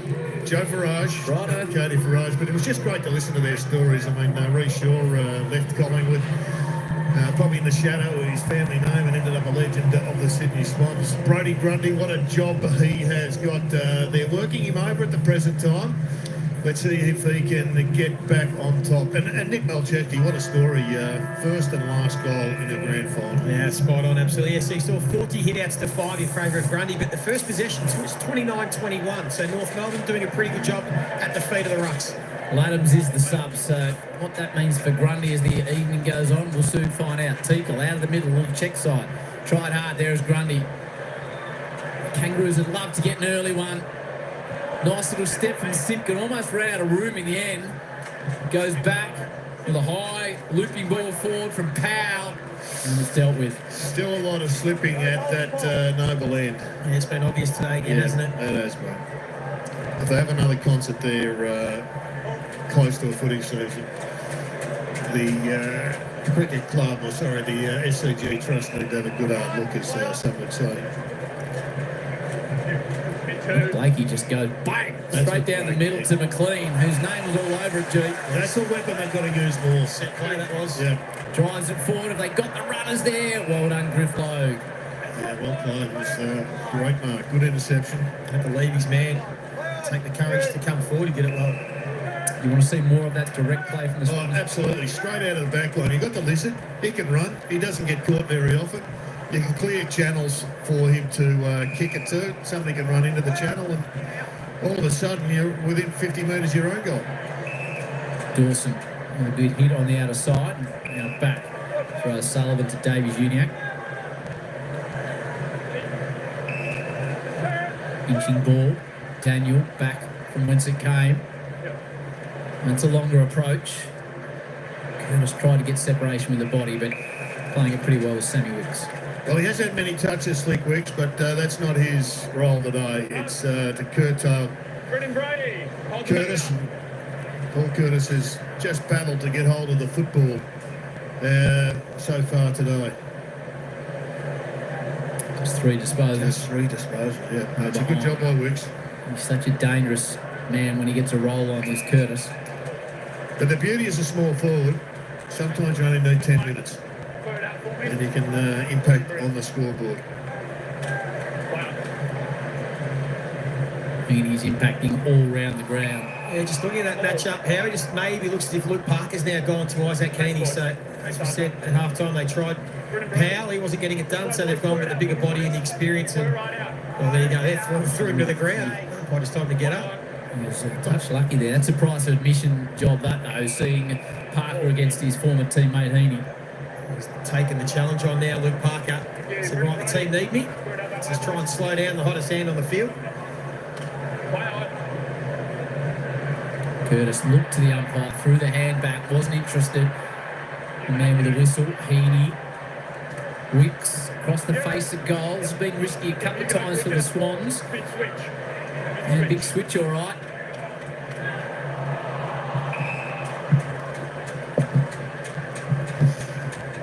Bit of direct feedback from the umpire.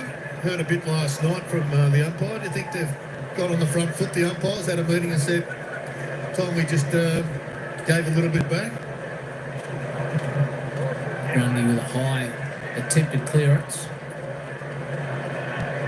Daniels at ground level. Hardiman with that long left foot into the pocket. Oh, nearly Zerha. It's been a nearly afternoon. Curtis can do anything. Well, Blakey's just there as a Bosnich goalkeeper on the chest, and away he goes. And Roberts. We need to go Matt Ryan. I need to update my goalkeepers a bit. Yeah, Roberts hasn't had a lot of the footy, which is unusual for him. More on the 1-2. He's got the pace just to go through a hole. And a little chipping ball forward. He's got Heaney. McLean, here he is. Heaney. Oh! One hand, Isaac, go back. He can do it all, this man. Nearly got a touch ahead of himself. Just a little one-hander. Yeah, he's just playing with him, Isaac Heaney, but Jared, that's what you wanted to see. Chad Warner took the mark and he thought, no, I'm going direct to goal. I'll back myself in, take the game on. We saw so much of Sydney last year when they could all just flow with the play, and Isaac Heaney just trapped it off ball, found himself in a bit of space inside 50 for number 3. Who didn't track with Isaac? We'll see if we can get the vision of where he came from. And 21st disposal, you can see, looking for a third goal. This is turning into a massive game for Isaac Heaney. Got a shank. And talked about it. But that's, if you're up against Luke Parker, he hasn't got the legs to run with him. He hasn't got the height to jump with him. So he's going to be able to compete at stoppage, but then he can become exploitable. Lundy at the back of the pack, slick hands. Milliken had a couple of goes. Zach Bench for his first possession. Hayward. Listen. Roberts. Now they're on. Look at Blakey in the number 22. He's streaming past. He'll continue. Keep your eye on him. Now he gets it. Jared Healy telling you what's going to happen before it does. And kicks it straight to Davies Uniac, who drops it. When you see him put the head down, he rarely misses out the lizard. He's a unique looking athlete, isn't he? He is. There's that one-hander from Heaney. But when they get the ball through the corridor of Sydney, that's when they look most dangerous. That's when they can bring in the runners from half-back and get that overlap. So that's, I heard Luke Parker say at half-time, Kangaroos have got to be conscious of not allowing the Swans into the corridor. Heaney looking dangerous again. This is the bloke that can do the running as well. He has got one of the best steps in footy. That's not his best kick, though. Dave Uniac is the reference back to Hayward. Turns one around the corner clearly to Lewis. Hayward's just a unique player. He can just turn it on for 20 minutes and win the game for a club, but he goes missing a lot, and already in the first half. Only had a few touches, so he's got an hour of impact on the contest.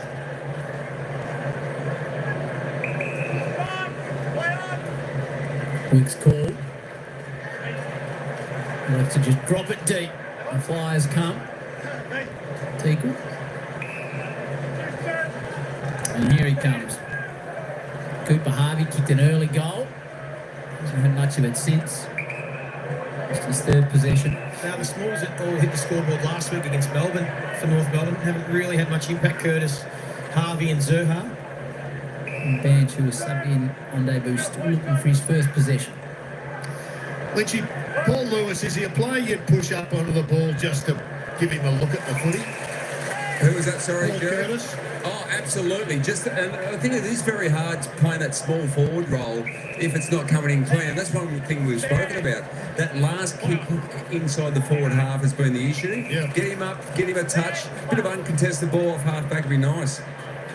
Alice to Lynch alongside Jared Healy and Lee Montagna on Saturday Twilight Football. Warner just runs like no one can catch him if he really gets rolling.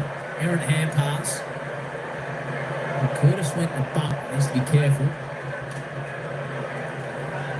Yeah, Errol is worse for wear on that one. Risky caper. Sometimes Chad's just got to put the creativity back in the box. Just a bit casual at times, isn't he? Yeah. Just a bit of accidental contact from Pick in the spoil. Teagle gets the free.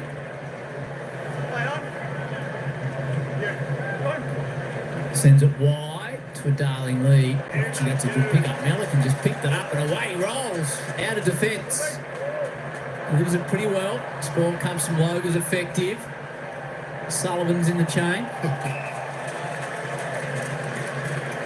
Just a bit of a compliment for young Colby McKercher. James Jordan has no doubt gone on to him to lock down to stop his impact off halfback.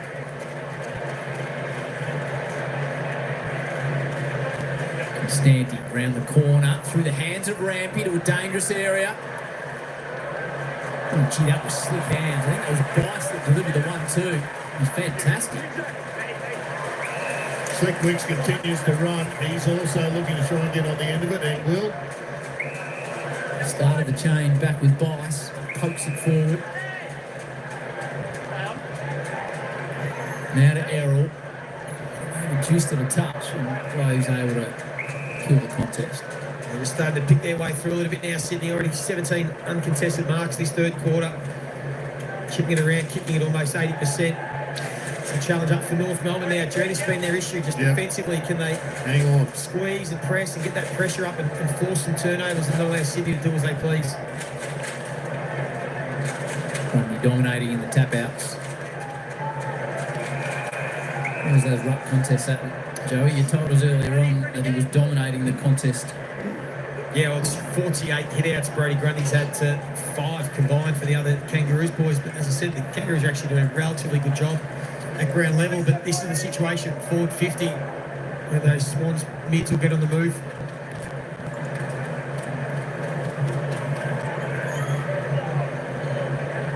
Swans trying to keep it in play. Good part of that pact. Daniel runs back. A hand pass to try and create space. Sheasel. He's forced to kick under pressure. Dangerous kick. Sydney! Nick, it's going to be yours. Just feel it for it, mate.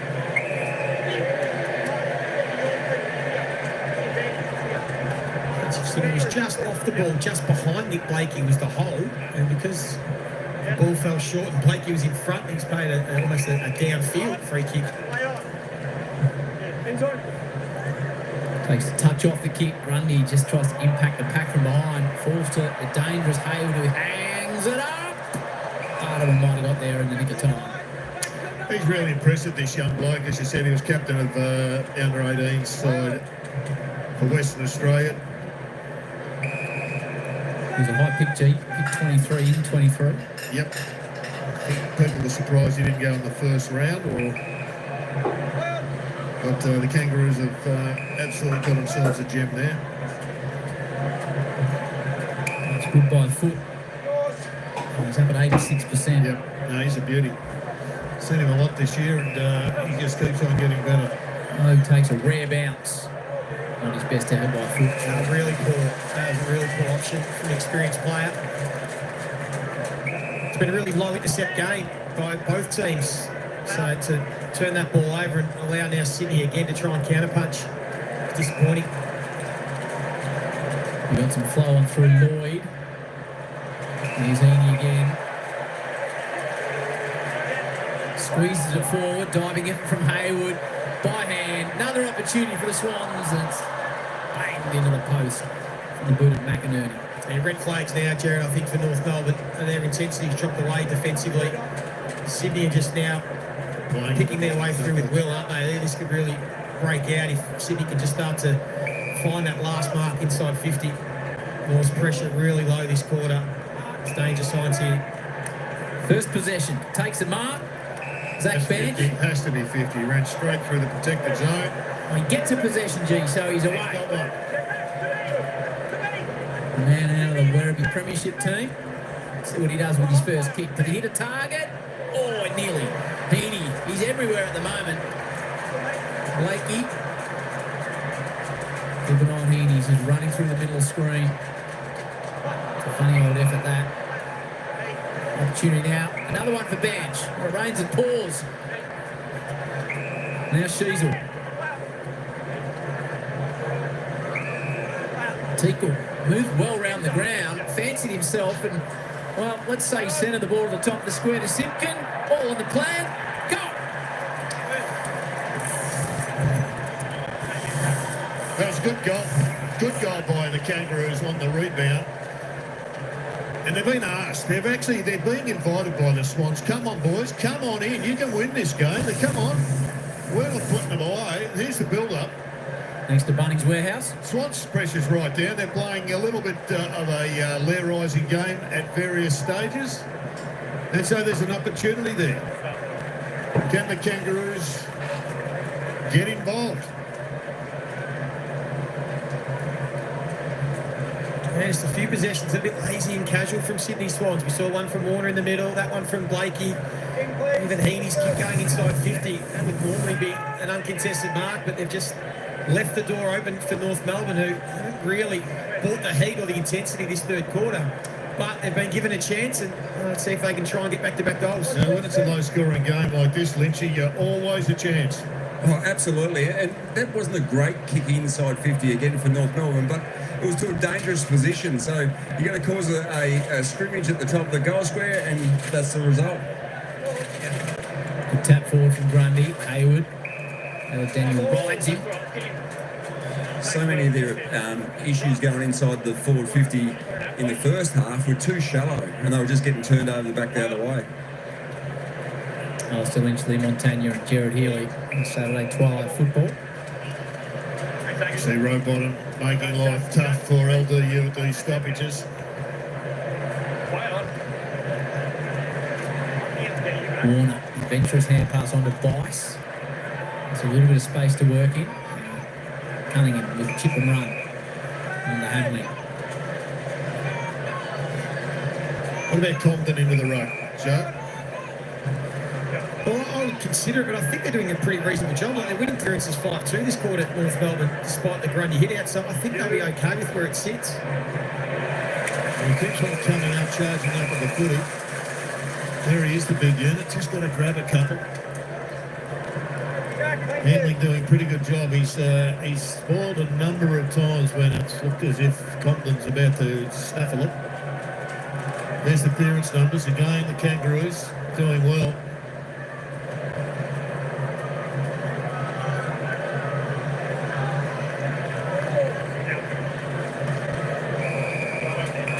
Yeah, good use of the body there by Rowbottom. Knocked his opponent over, then went down to the ground. I think he slipped again on this turf, which at one end of the ground still a little bit treacherous. Not too bad the rest of the ground. Getting his opportunity in the ruck. Monstered by Grundy. Good job. It was Power that got it out towards Dave Juniac. Phillips makes Simpkin wait too long. Good tackle, Jordan. They're the little things that skilled players, and if you're at this level, you've got pretty good skill if you're a midfielder. You can't hit a left-hand handball that misses by a metre overthrow. Just need to be out in front of Simpkin so you can run onto it. Phillips meant to be a handballer, and again, another opportunity goes begging. Little things the Kangaroos just got to tidy up on, and there'd be 4 goals difference today. They can switch here to Swans if they want.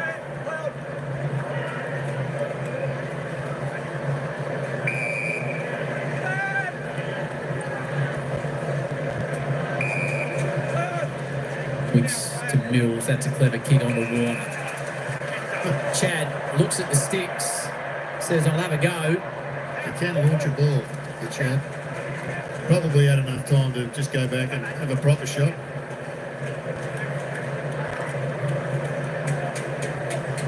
He's got the record for the most inside 50s in his first 100 games with Chad on 553. Errol needs 22 in his next 3 games to beat it. How many has he got today?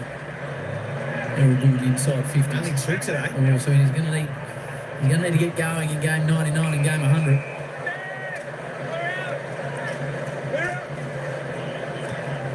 Griffin Logue started to get his hands on the ball a bit more. Just no system to that defence. When there was really no advantage for the first disposal from Griffin Logue, and it just all got closed down. It's been a bit of an issue, isn't it, for North? What is their system? What are they trying to do when they're coming out of defence? Do they want to play contested? Do they want to try and attack the corridor and go quick? Sometimes they just get caught in different modes and they almost try and make it up on the run. Rowbottom, Warner. Ungainly effort inside. He landed on the chest of Hayward, who does well to spread it out. Daniel under pressure. Here come the Swans again through Hayward. Spins around to a one-on-one contest. Getting to the front. Here's Buller. Does well to bring it to ground level.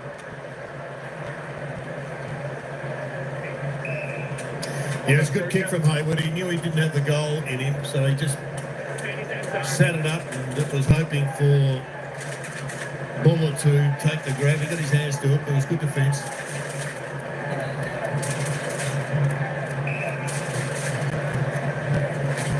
Just need to be careful of Isaac Heaney in this situation and Chad Warner. They're the two.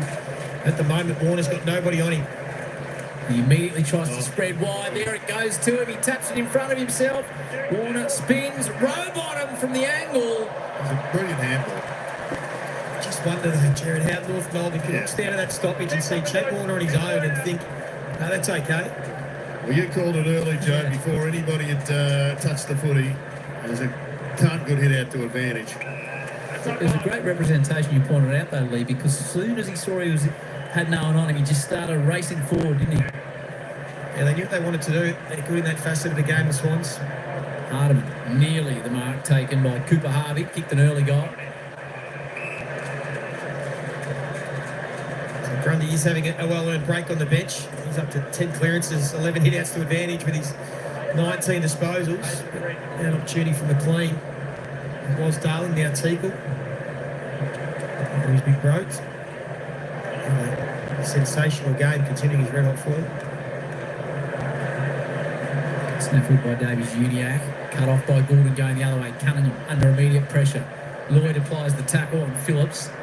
Spits out the back to Davies Uniac. Yeah, it's great from Phillips. As well.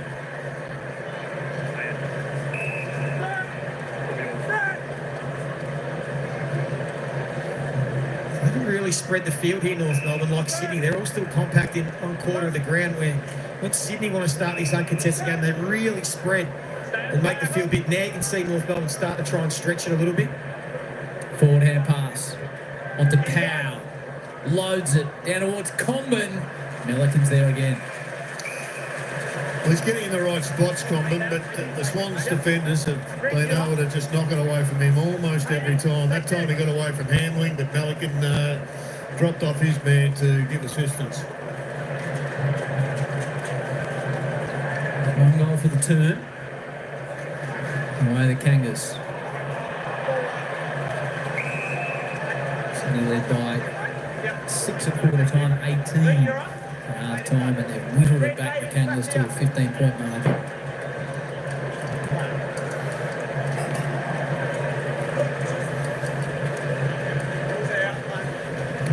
Heaney and Roberts close to the line. Trying to see if they can get something happening here at North Melbourne. It's not from the clearance, it can be from a pressure, force a quick kick, take an intercept mark and quickly go back in on re-entry. See if they can force a free kick out of the Swans. Need Cooper Harvey to strut some magic. Ran into a roadblock last time. Cunningham cops some treatment. Simpkin from a tight angle to a one-on-one. Comben does well to keep it in play. Good tackle. So he's just trying to tap it down to himself. Didn't quite work out. Hamling and Milliken are doing a really good job today for the Swans defensively. Yep. Where will the Lizard go this time?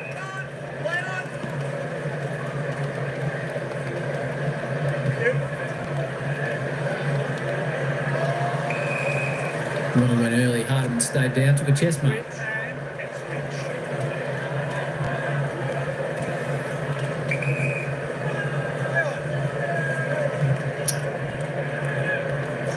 Sets a task of Comben again. There's a couple to beat.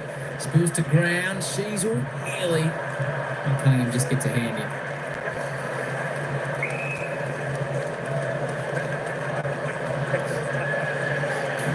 It was. Order review. Umpire calls are behind. Please confirm the ball is coming. Review underway. Must be down on the quota. He just had his fingers. Review complete. Looking at this angle, we can see the ball was touched by the right hand of the City defender. Decision on the scoreboard.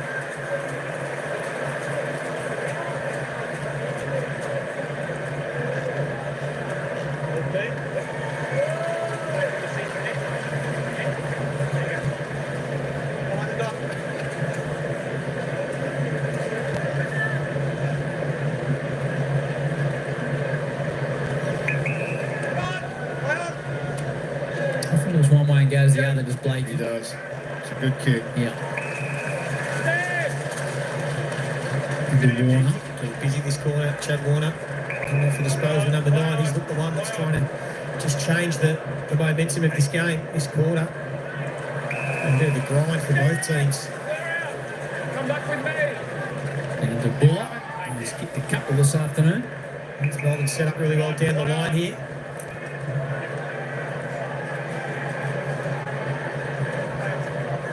Eagles in from the side. Grundy's on his rear. Goulden extracts it to Sheldrick. Buller again. He's looked confident in the air.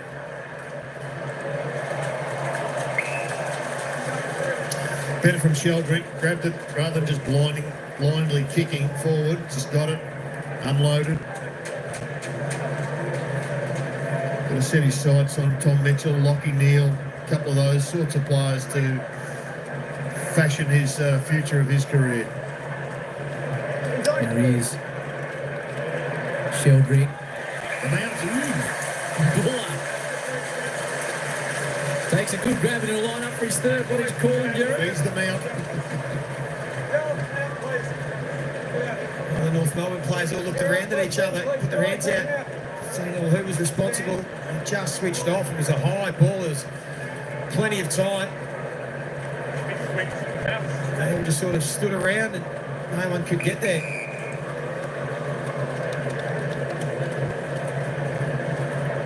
Kick one in the first, one in the second.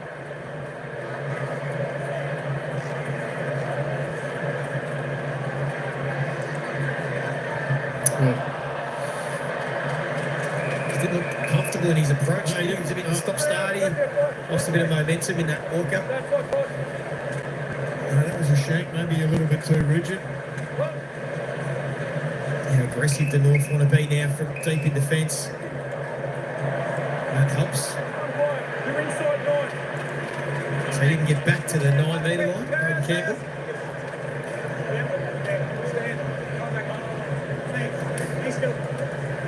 McKercher places it nicely to load. Corridor's on. There's Stevens if you wanted to pull the trigger, but Absolutely, but just too slow. Swans flood back. You see it in this shot. Blakey just comes across and says, I'll take care of that. You just got to wonder why you can't see that, why you can't do it, Joe. You pointed it out really early in the piece. A couple of good players on the bench there. Tom Powell. He's had plenty of the footy himself, but it's just gone into stagnant mode, this game. Just actually saw on the Kangaroos bench on their computer, we look better when we change angles. There's the message there. Sheldrick just got boot to ball. Loses his strides with Parker. Who's not quite getting Goulden, who's good enough to keep it in. Not quite.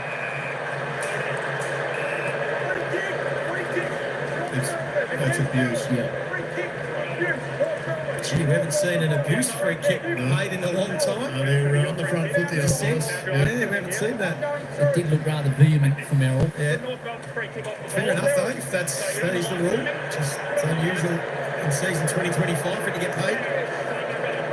Now the crowd are also showing a touch of dissent. I think everyone's a bit frustrated with this third quarter. Only been one goal off the boot of this man Simpkin.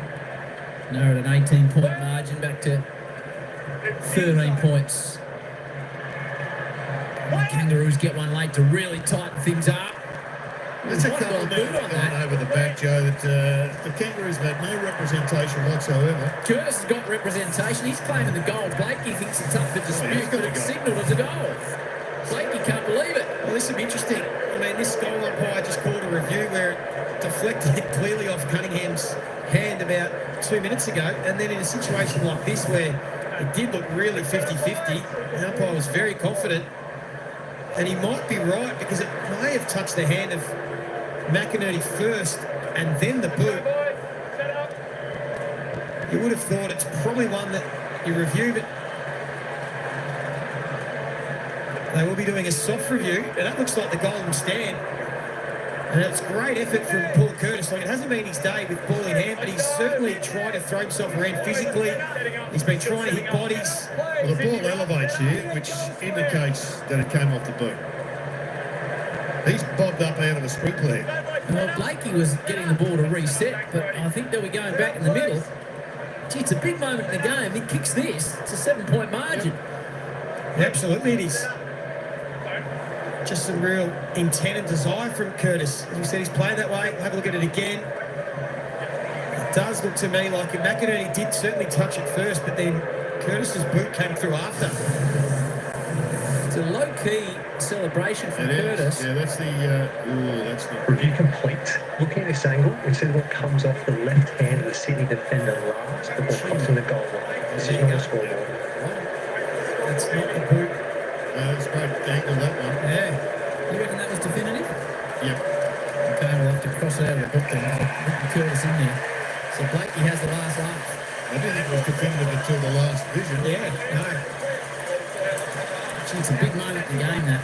Well, the lizard was all over it. As you rightly pointed out, Paul Curtis didn't celebrate. No. Maybe should have gone a bit harder.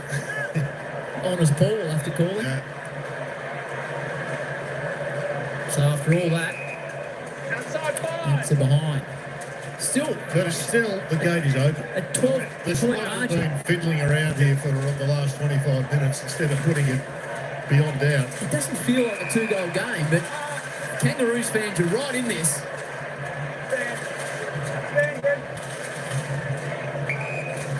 This could pinch one late. Big moment. Grundy with an up and under down the line. They're just playing it safe here, Sydney, trying to play out the quarter.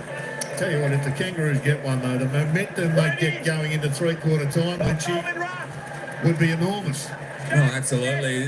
The Sydney Swans have allowed them to stay in this. I mean, they've got to move this ball, finish off their work inside 50, and this last quarter will be a huge one.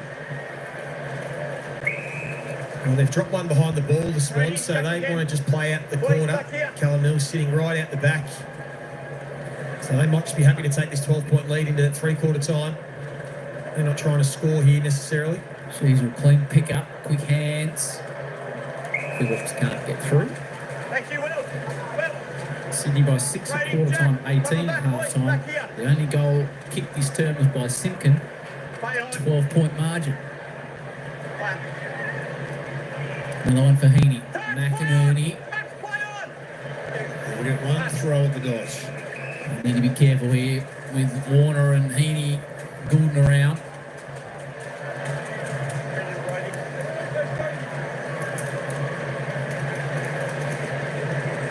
Six disposals, one clearance for Heaney this quarter. Sullivan's got the job on Warner for 20 seconds. Can he hold him? So good so far. Lloyd. High ball, 10 seconds on the clock. Here comes Big McLean, hits the pack hard. O'Sullivan. Simpkin wobbles it out. And it should work out okay in the end. But the Kangaroos stay in it. 18 points down at three-quarter time. Back to a 2-goal margin. Conman's not really interested in any push and shove. Three-quarter time here. Sydney leader, not convincingly though, 7-9-51 to the Roos, 5-9-39 by 2 goals. Super Saturday continues tonight. Now this is a game with real consequence. The Blues up against the Demons, 7 o'clock Eastern tonight, right here, Carlton versus Melbourne.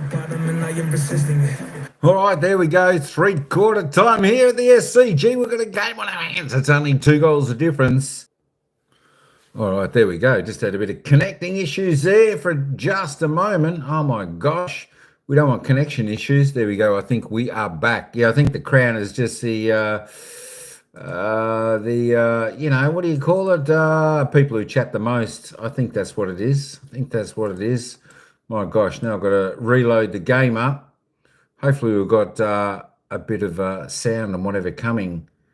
There we go. No internet. My gosh, I hope my internet doesn't drop out at three-quarter time. If not, we'll just have to have it a silent game. There we go. We'll soon see in just a minute, folks. My gosh. What's going on with the internet?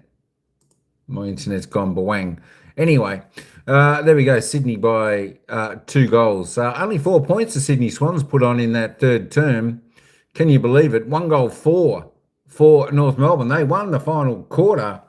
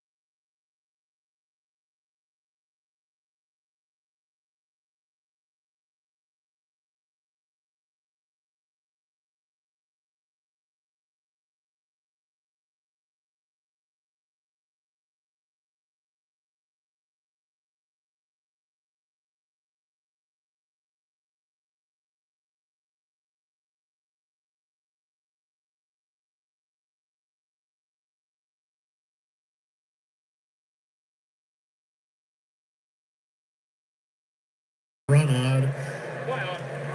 It's just a waste to be kicking to a contest and the ball. Oh, you pumped him up, G, and he's kicked it to Hayward, who's going to play on. Second guessing himself. And here comes Warner. They're starting to queue up. Oh, he's still a young man, but he does that once or twice a week. Colby McKercher, we saw him do one in the first quarter. Cost a shot on goal, and again, just as talented as he is, and he's getting a lot of footy and playing well. One or two of them coming out of the back half. He's just so costly. You go back to that game against Carlton there, he just totally dominated the MCG. He just shouldn't even be kicking out. Warner talking about good kick. Look at that. Dead straight from the Chad. And Sydney now really skip away game high. Well, he's showing a bit of relief, Big Coxie, because he knows he's been around footy a long, long time. And the Swans weren't playing anywhere near at their best in that second quarter. And that's just a horrible mistake from a very talented man who second-guessed himself, was going right, going left, and then went nowhere.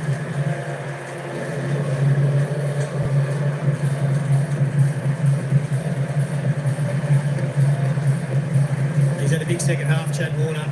As I said, trying to impose his will in that third term with 10 disposals, some score involvements and clearances, and now he kicks the goal. He gives it to his former teammate, Evan Stevens, in a nice way. Adams gets his first chance in the ruck. It's like a bit of a wild customer up against Darling. It's a tap to it. Phillips, Davis Uniac. Can they find something north? Sheasel. There is McKercher. Makes up for it. Darling sends it deep forward. Curtis got a good piece of it. Rampy dragged to ground. Can the Kangas find something? Sheasel caught. Well, you've got to pay credit to Wicks. He's had a fantastic game. He started the season really well. He's been solid all year, but if he can keep Curtis goalless, that's one of his finest performances for the season. And he's one of those blokes, as we spoke about, that you turn up looking forward to watching him play. So it's a great result for Wicks to this point. I'd love to see a stage where North Melbourne decide to throw Paul Curtis in the centre bounce, or just get him up around the footy for 5 minutes, like you see all the... Break the tag. Yeah, he's got such attributes. Doesn't have to be for long, but just break the game up and get him free, and then he can push back forward. Hayward measures the ball forward. Pink supplies the defensive spoil. Daniel burrowing away. Back to Toby. And now Griffin. McInerney stands underneath it and now marks uncontested. Swan down a line that's gone down with a leg injury. Looks like he's just hobbling in the background there. Toby Pink. First game last year, 4 years after being delisted by the Swans. Debuted at 25 years of age, 7 years after being originally drafted. So there's a story of perseverance for you, Joe. Yeah, it's a beauty, isn't it? Hardiman didn't have to wait too long for his start in the AFL. He's had a good game this far. Maybe his best game for the Swans. And so many injuries, Jared, after that premiership and trip west to the Dockers. He's seen a lot of reserves footy and a lot of rehab centres. He played VFL all last year, hadn't he? Played as a forward all last year. Played as a forward a couple of times this year, but a couple of injuries and a bit of form drop, and he's back where it all started at fullback.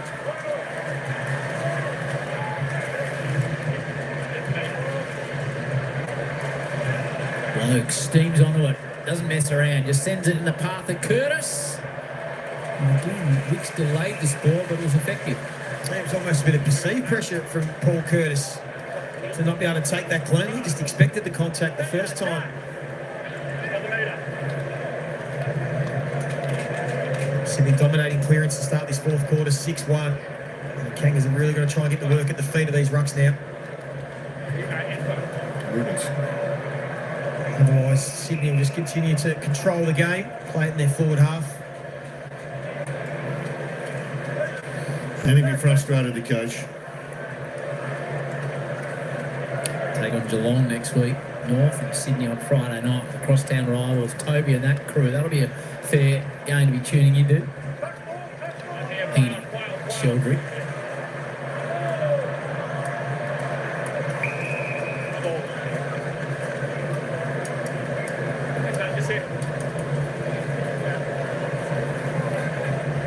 Guys, clear it out. Well, you made it too. Doesn't quite get the bounce ball that he was hoping for. A couple of Swans run into each other. Jordan and Hayward. Pretty clever hands that to Sheldrick. Inboard, they build again. They get it to Warner. He's still inboard. He'll continue to run, Warner. He'll continue to run. And they might not get the option. A great passage play by the Swans. Still full of running. Use the numbers, and then the execution inside 50 was the important kick. Yeah, McInerney could have given the reflex handball. Chad was sitting there, but he took the player on, and he probably saw that Campbell was sitting out there and nailed it. Pick 5 back in 2020. The Hawks tried to snaffle him, but Sydney matched the bid. 11 goals for the season, game 89. Quite achiever with a wonderful kick for Campbell. Quality, smiles all round. Swans away now. He's a highly talented player, Braden Campbell. I still think Jerry's got so much more to offer. Yeah, is he a playing forward? Is he a mid or is he a defender? I'd love to see him on a halfback flank. I know he started there a few years ago and he can play on a wing, but under Dean Cox is spending more time as a half forward. He doesn't get a lot of possessions, but I suppose the beauty is everything he does get is quality and it impacts the scoreboard. But again, good composure from McInerney, and that's been the difference between the two teams. Yeah, magnificent kick, as always has been, but you get tested when you're shooting at goal, and that one went absolutely through the middle. Isaac Heaney back into the middle of the ground. He's had 12 clearances and kicked 3 goals. Who do you reckon was the last player for the Swans who have had 12 plus clearances and kicked 3 goals? What was that, Heaney? Paul Kelly. Spot on, Paul Kelly. Oh, that's a one in a minute. Good guess. Gee whiz. Who am I? You're a legend of that. Boy, a lottery ticket on the way home. That is a 10th straight clearance the way of the Swans. Combat.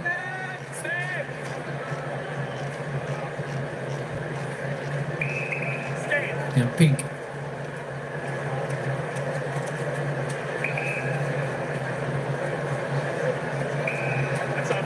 Well, they're going to need to be more aggressive at some stage, North, if they want to try and win this game. So that's the sort of kick they need to go for more often. Yeah, there's nothing fluent about it, is there? There's no dare, no endeavour. It's just do not kick it unless you're going to hit it to a target. And he won't believe he struck that mark, Luke Parker, but I don't think he needs any advice.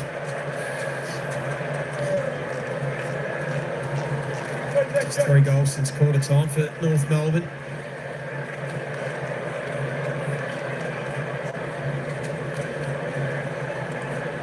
Adams just manhandled by big Jack Darling, who grabs out of the ruck, spins it forward, and pass is extracted. Roberts dropped his head, got one high.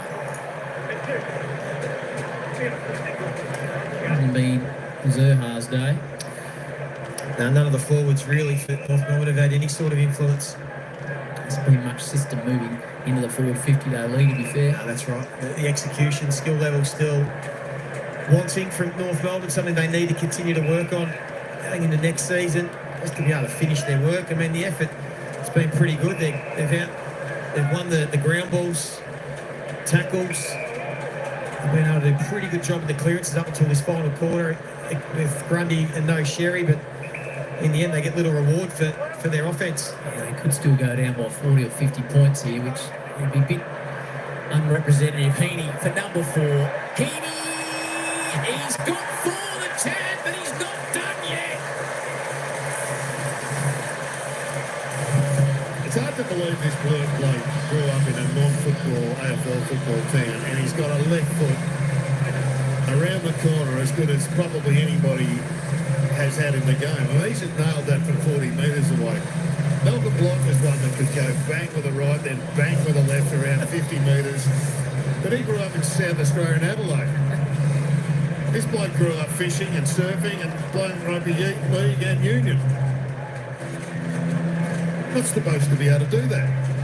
He does it with ease. He's so good to watch. That was Dylan Stevens that just again lost concentration. And just seeing the corner of the screen when he bobs up.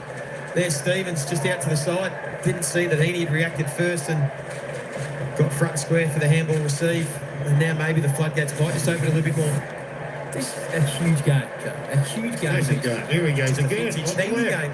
Another clearance. He just stacks them up sometimes. Coleman looks more comfortable in defence. I'm not a Supercoach man. I don't really understand it, Joe. But this I've actually got him as my Supercoach captain this weekend. Well, it'll be a big number in the paper. Yep. And he's blown Paul Kelly's 12 clearances and 3 goals out the water. Geez. Get us captain. He's now got 13 clearances and 4 goals. Double points. Double points. Yeah.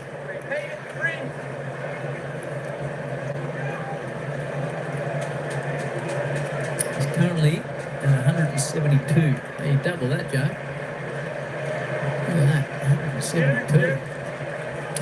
Once again, that's another hit out to disadvantage from the Swans. So they've done that well, the Kangaroos. Harvey for a second.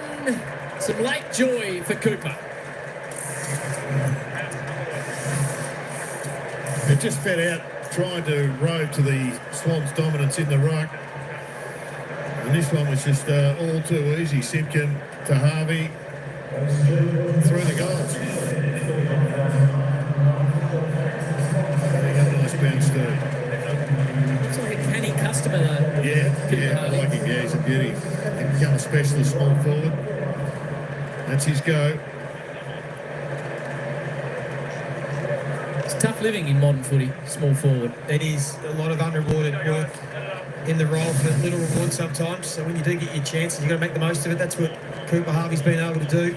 Good kick from Simpkin too. He wanted someone to come at him. He didn't try and be too cute in the end. He just saw grass, kicked it to the space, let the forwards get to work.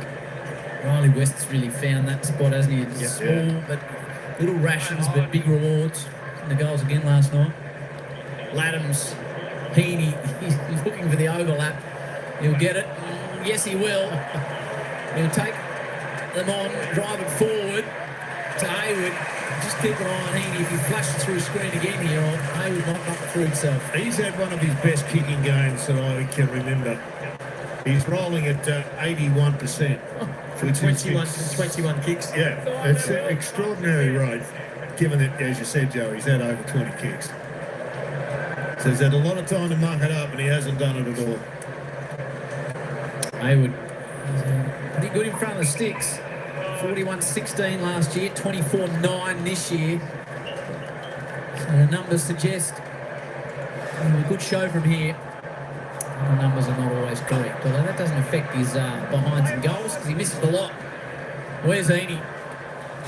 What North will be thinking? Whiskey clearing ball. Works out okay though to Dawson, who started the game wrestling for the first bounce. He's got some attributes, the big man, hasn't he? Gutsy kick, isn't it? They've pushed him forward by the looks. Cam Zerha, he's just got to get more consistent. He has big games and then he goes missing. Simpkin. Centering ball. Cleans a lot of them up. How far? And Wilston appreciate the treatment he got from Constanti. Of course, they had the famous incident Mad Monday that forced the dislocated shoulder for Cal Mills. It was Constanti and Mills that had the little muck around wrestle. Catching up again.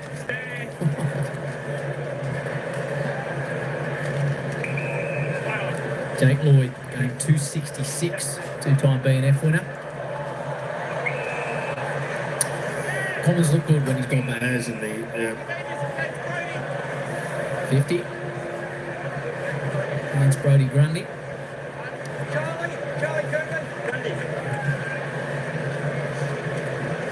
Nice torpedo. Nailed it.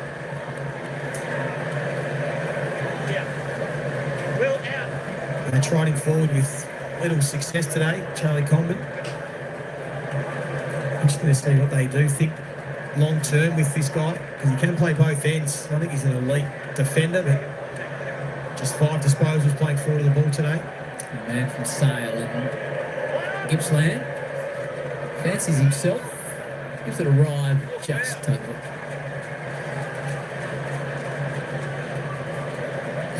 Late call on the play on from the umpire. I reckon if a bloke runs off the line, you've got to call it early.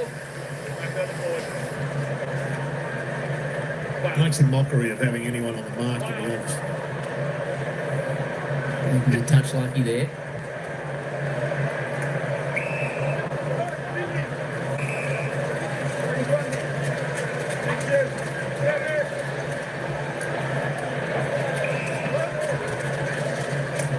McInerney to Hayward. Pokes it forward. Adams just bashes it. Trying to get it to his team's advantage. Davies Uniac. Been good coming back from concussion. He's at 24, only 80%.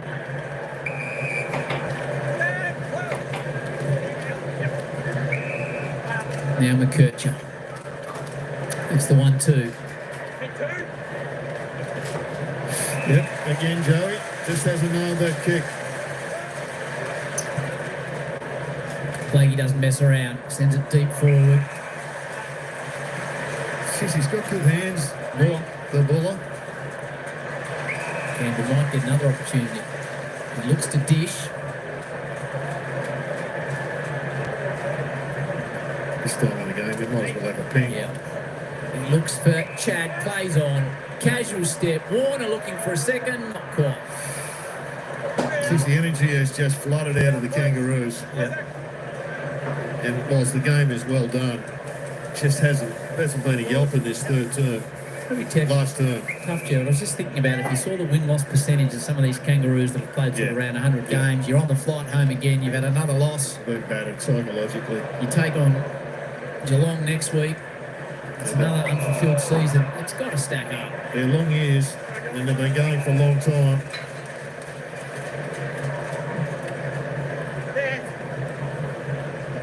We've had a couple of false starts early in the year against Melbourne. They played magnificent footy.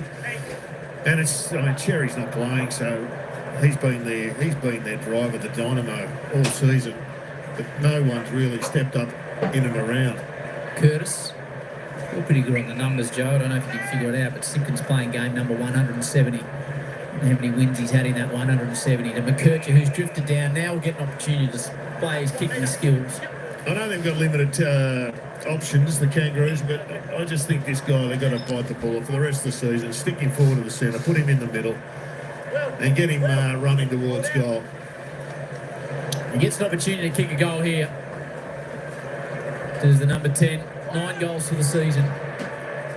Bends out to the left and finishes magnificently. So a great finish by McKercher, and the Kangaroos get their second in a row. That to me is his future. Just get him forward of the ball or get him in the middle of the ground. That's where he would have been an A-grade mid as a kid. He was a super high draft pick, number 2, in a really good draft. So it's time to bite the bullet. Let's just see what this guy's got for the rest of the season for the ball. Let's see if he can make a difference to the Kangaroos, because right now it's not working with him in the back half.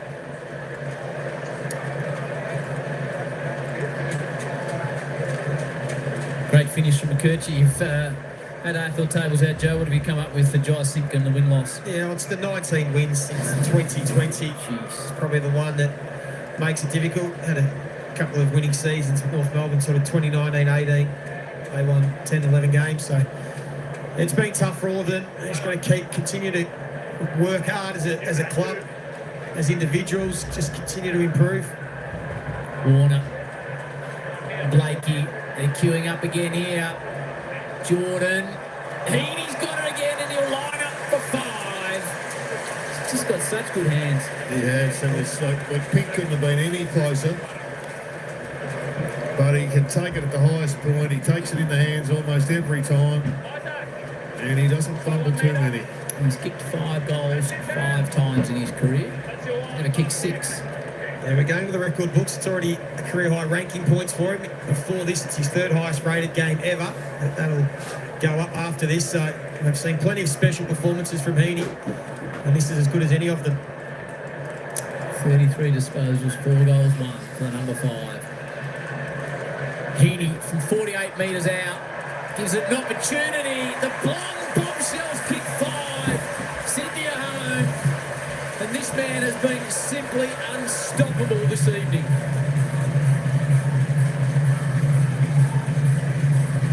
What a special player he is.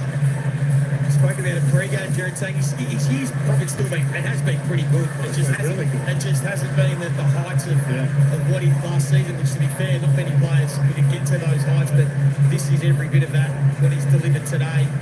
He's been the one consistent, constant performer, even early in the season when they were struggling the Swans, now he's getting his rewards. I reckon Joey Farage might put him up a jacket.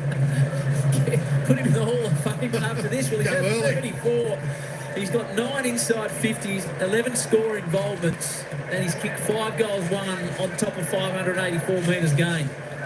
Now, Sydney Swans runner Brett Kirk had the job of going out and telling Isaac Heaney he's got to come off for a rest, and I can assure you, he was not happy. He was very disappointed.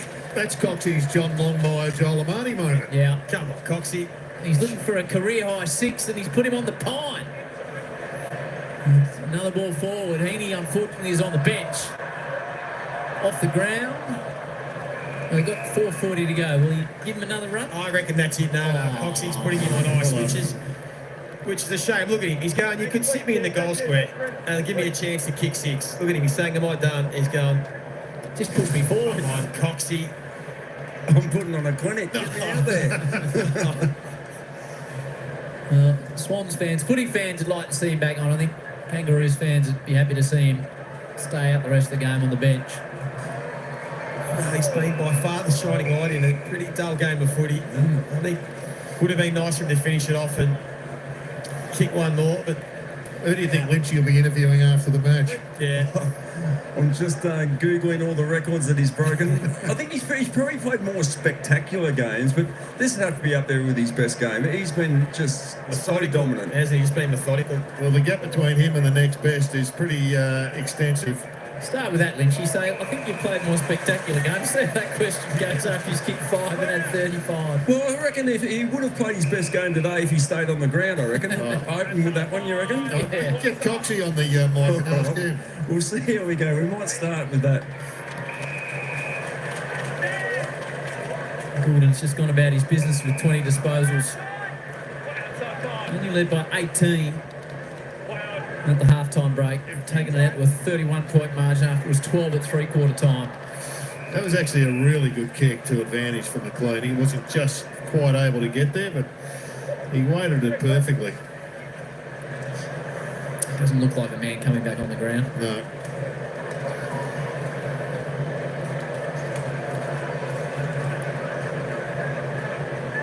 Laddam's down to his own feet.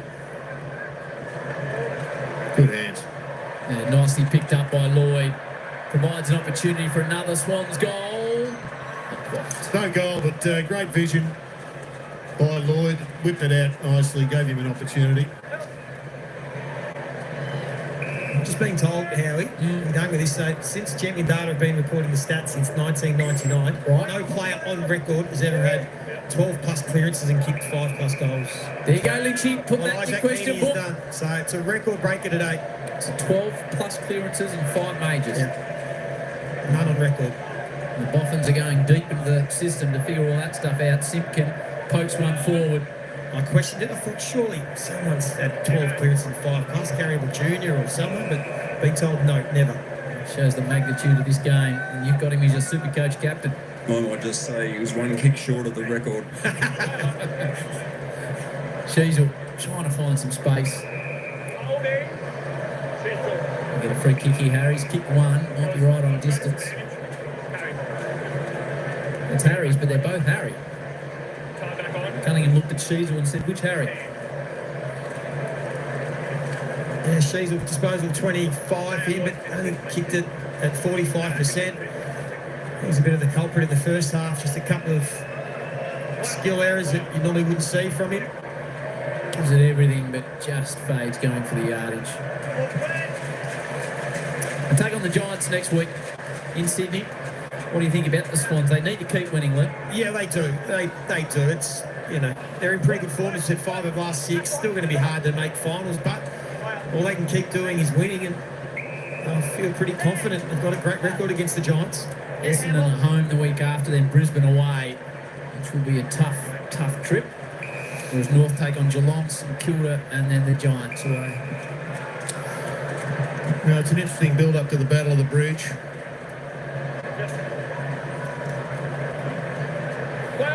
Ball floats across. Good tackle from LDU. That handball was going to create another goal. She's working both ends of the ground, takes a bounce and gives up some yardage. What do you think of what you've seen tonight from Sydney, Garrett?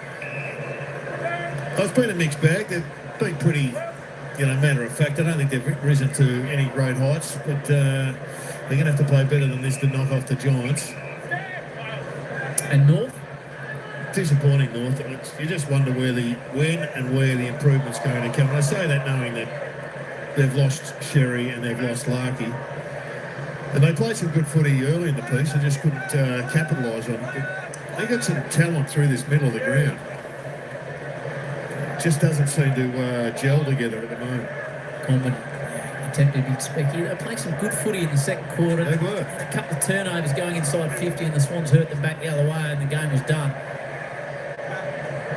Chance for Powell. Does he get the bounce? He gets a bit of body contact from Robot, Melican, Stevens. Done for a throw. But once again, it's a fumble from Powell. He's a high-end player.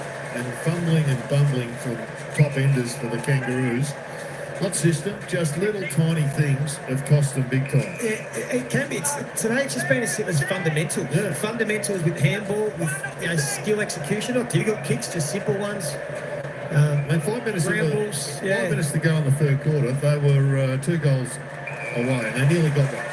They thought it was a goal, but the umpire overturned it.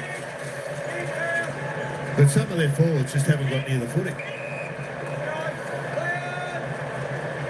So I think they need to have a bit of a players pact and just work through the fact that there's 5 or 6 games to go for the rest of the season. Let's put some achievable targets on the board and get some positives going between now and the end of the season. So we're not looking at poor me over the summer. We're looking at a springboard. For the 10th straight time, the Swans get the job done over the Kangaroos on the back of that man. 5 goals, 34 disposals. Absolutely top shelf from Heaney and his teammates. The Swans keep their 31-point winners over the Roos.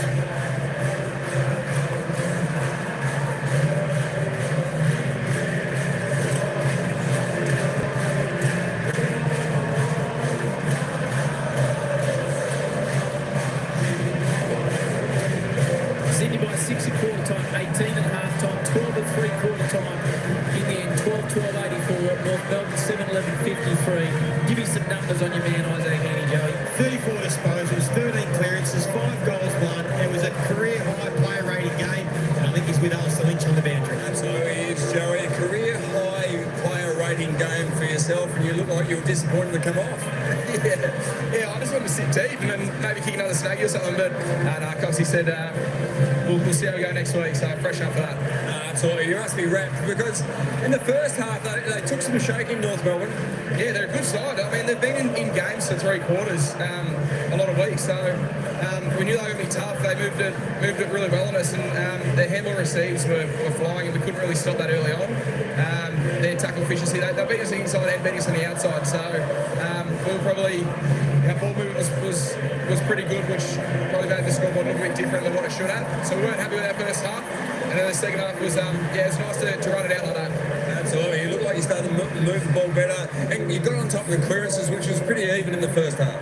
To be honest, it's a hard deck, so the ball bounces higher, and if you do your work too early, you nearly end up under it. So we did that probably too often. We got on the fly too much, and they held the back shoulder nicely, and then we sort of correct that in the second half. And I mean, Brody's unbelievable. So when he corrects that too, it's yeah, he's a hard player to stop. And at different stages in that second half, you went head-to-head with an old teammate, Luke Parker. You've done it once before this year, but that must be a bit of a surreal moment for you. Yeah, he's, I've played 10 years with him, and he's one of the best leaders I've ever been around, and I was shattered. I love him as a bloke as well, so I was shattered to see him go, but he's doing really well, and he's obviously a very good player, and I know the boys down there love him and what he's doing as a leadership role down there as well, so no, it's nice to play on him, but at the same time, it is a bit hard, yeah. Yeah, like there's still life in the season for you. How do you think your game's at, regardless of where you sit on the ladder, how far off your best are you? I think we're still pretty patchy, to be honest. It's good that we're getting over the line. I think this is what we weren't doing at the start of the season. We're sort of losing games by a couple of goals, but now we're sort of winning by a couple of goals. So definitely has changed, but I think we're still a little way off. We're still building, yeah. You've banked this one, but I'm sure you'll pretty quickly focus on a big game next Friday, the Battle of the Bridge. You can make an impact. Whether you get in the finals yourself, you can certainly make an impact going forward. Absolutely. I think there's still a chance, so we'll run with that as far as we can. And I mean, Giants are in great form as well, so they've beat some really good sides of late. And yeah, it's going to be a big week next week. And well, congratulations on a fantastic display here. Your best game of your career. Well done. Thanks, brother. Yeah, well done, Isaac. He said he could have just sent me forward, maybe one more snag. But just if you're having a cup of tea or whatever at home, just have a look at these highlights. Yeah, he knew that he's kicked 5, now 6 times in his career. Never kicked 6. He had a great opportunity, but just from the start, it was a 4-quarter performance. He was doing it around stoppage. He would drift forward, as he's always done. North Melbourne had no answers for him. Everything he touched turned to gold. It was just class. And in a game that was a bit scrappy and a bit dour at times, particularly through that third quarter, he just stood out like a beacon. And well, thank God he was playing, Jared. He made one mistake for the day, and that was a slice. But, he's got such hard eyes on the footy when he's kicking the ball. He focuses on it like a few others. That's a good summation. Thank God he was playing. He did elevate the game. Yeah, he did. Now we can have a look at the ladder. The Swans, they continue to hang in there. They've won 5 of their last 6 now. On the live ladder, a 10th percentage has gone up a touch. It came in at 94.2. It's up to 96.5. But as I said, they've got the Giants, the Bombers, and Brisbane in the next 3 weeks. Well, all they can do is keep winning and maybe just see if some results go their way. If one team just falls off the cliff late, there might be an opportunity. But as Isaac Keaney said, they're still playing patchy footy. It's a bit like St Kilda last week. They took a while to shrug. They took a while to shrug the Saints. They took a while to shrug off North Melbourne. But as he said, what they are doing in this back end of the season is ending up getting the wins, as opposed to playing patchy in the early part of the season, where they were playing patchy and not getting the wins. So that is the positive. But he knows they've still got some improvement left in them. We sort of saw that throughout the game. But all you can do is keep on winning. We spoke well about Luke Parker. Luke Parker was the last Sydney Swan to have 4 goals at 30 plus. And then Isaac went 1 goal better and ended up with 34 himself. Yeah, Luke Parker, 4 goals and 30 back in 2015. It was Heaney's first season, but he was out with an injury that particular day. Swings and roundabouts. Now Parker had his opportunity to try and stop Heaney today at times. He did it reasonably well, right on the edge of giving away a free kick, but it made for some interest. Somebody's just texted through and said Diesel got 6 and 52 at one stage, but we didn't quite know how many clearances Was that Diesel that texted? That wasn't, no. So the great Friday night. They set up for a cracking night. And that's what we're going to come to see. 2 teams, when these 2 teams are in form, normally doesn't matter where they are on the ladder. It's generally spiteful. It's going to be a fascinating game. Giants have got so much to play for. And Sydney still, as Isaac Keaney said, as long as it's still alive, they'll keep playing right through to the end of the year. North fans will look at this and see they went down by 31. This particular goal was paid. So when this goal was paid to Curtis, it was a 6-point margin. I think it was close to 3/4 time. Goal umpire immediately put it through. You'll see though, Curtis doesn't really celebrate. Blakey immediately went to kick the ball back in. And in the end, it was overruled. So it was paid a goal, overruled, and given a behind. Yeah, and it sort of fooled us. That first angle looked like he got a boot to it. Even there, he could well have been paid. He got a boot to it, but contact below the knees. This is the one. Yeah. So that angle, they said it came off the hands. The side angle looked like he got a boot to it. It was very hard to tell. They decided there was conclusive evidence to overturn it. It was a pivotal moment. Could have just given North Melbourne a real bit of momentum before that 3/4 time break. Free kick danger. Who knows? It's the complexities of our game, Jared. It could have been 3 different free kicks. I am going to take it up to you for you and Kingy to analyse that on the crack. The crackers will be all over it. They will be. I'd rather analyse Heaney. Yeah, I think. How long does your show go for? We've only got an hour. Right, you need 45 minutes on Heaney, I think. A good 45 minutes on Heaney. Yeah. And that might not be enough. And they had some other good contributors. Like I thought Blakey and Mills just patrolled the back line. Chad Warner was a little bit scratchy with his disposal, which he can be at times. Far off putting on a blinder. I mean, 1 goal 3 and 26 disposals, 10 score involvements. He was still pretty handy. Close enough to his best game of the season for Sam Wicks. Yeah, Wicks was brilliant. Yeah, you mentioned throughout the qual. His job on Paul Curtis was terrific. Some other guys, bobbed up. Errol Goulden again didn't have the biggest game. It's a couple of weeks in a row, and of course, we shouldn't forget Brodie Grundy's influence, particularly in that fourth quarter when they really broke it open. 14 clearances to 5. He just wore down Teakle. They lost Callum Coleman-Jones early, and again he's had a monster performance with the 22 disposals, 11 clearances, and 5 score involvements. So Sydney come off the ground, a big smile on their face, and the fans happy. Those good vibes from the SCG. As well attended the Swans games. If you haven't been, you need to go there, and they leave their training centre and walk down outside the SCG. They've got Metallica pumping. There's always a big crowd on hand. And they'll be happy with what they've seen tonight. The Swans lead by 6 at quarter time, 18 at half time, 12 at 3/4 time. Heaney's 4th and 5th sealed the deal. 31-point winners. Harvey kicked a couple for the Kangaroos, but Heaney was the star. 34 disposals, 22 kicks, 12 handballs. He went at 82%, 584 metres gained, 13 clearances, 11 score involvements, 9 inside 50s and 5 goals run. That is a handy afternoon's work, G. That's one of the best individual games of the year without question, and he elevated this game to a height that it was nowhere near going to get had he not been out there. What did Lee say? Thank God for Isaac. So the Swans, they have their 9th win of the season. They are now 9-9, and they continue to hope as far as finals goes on the back of that man there in the number 5 jumper. Cheer, cheer, the red and the white.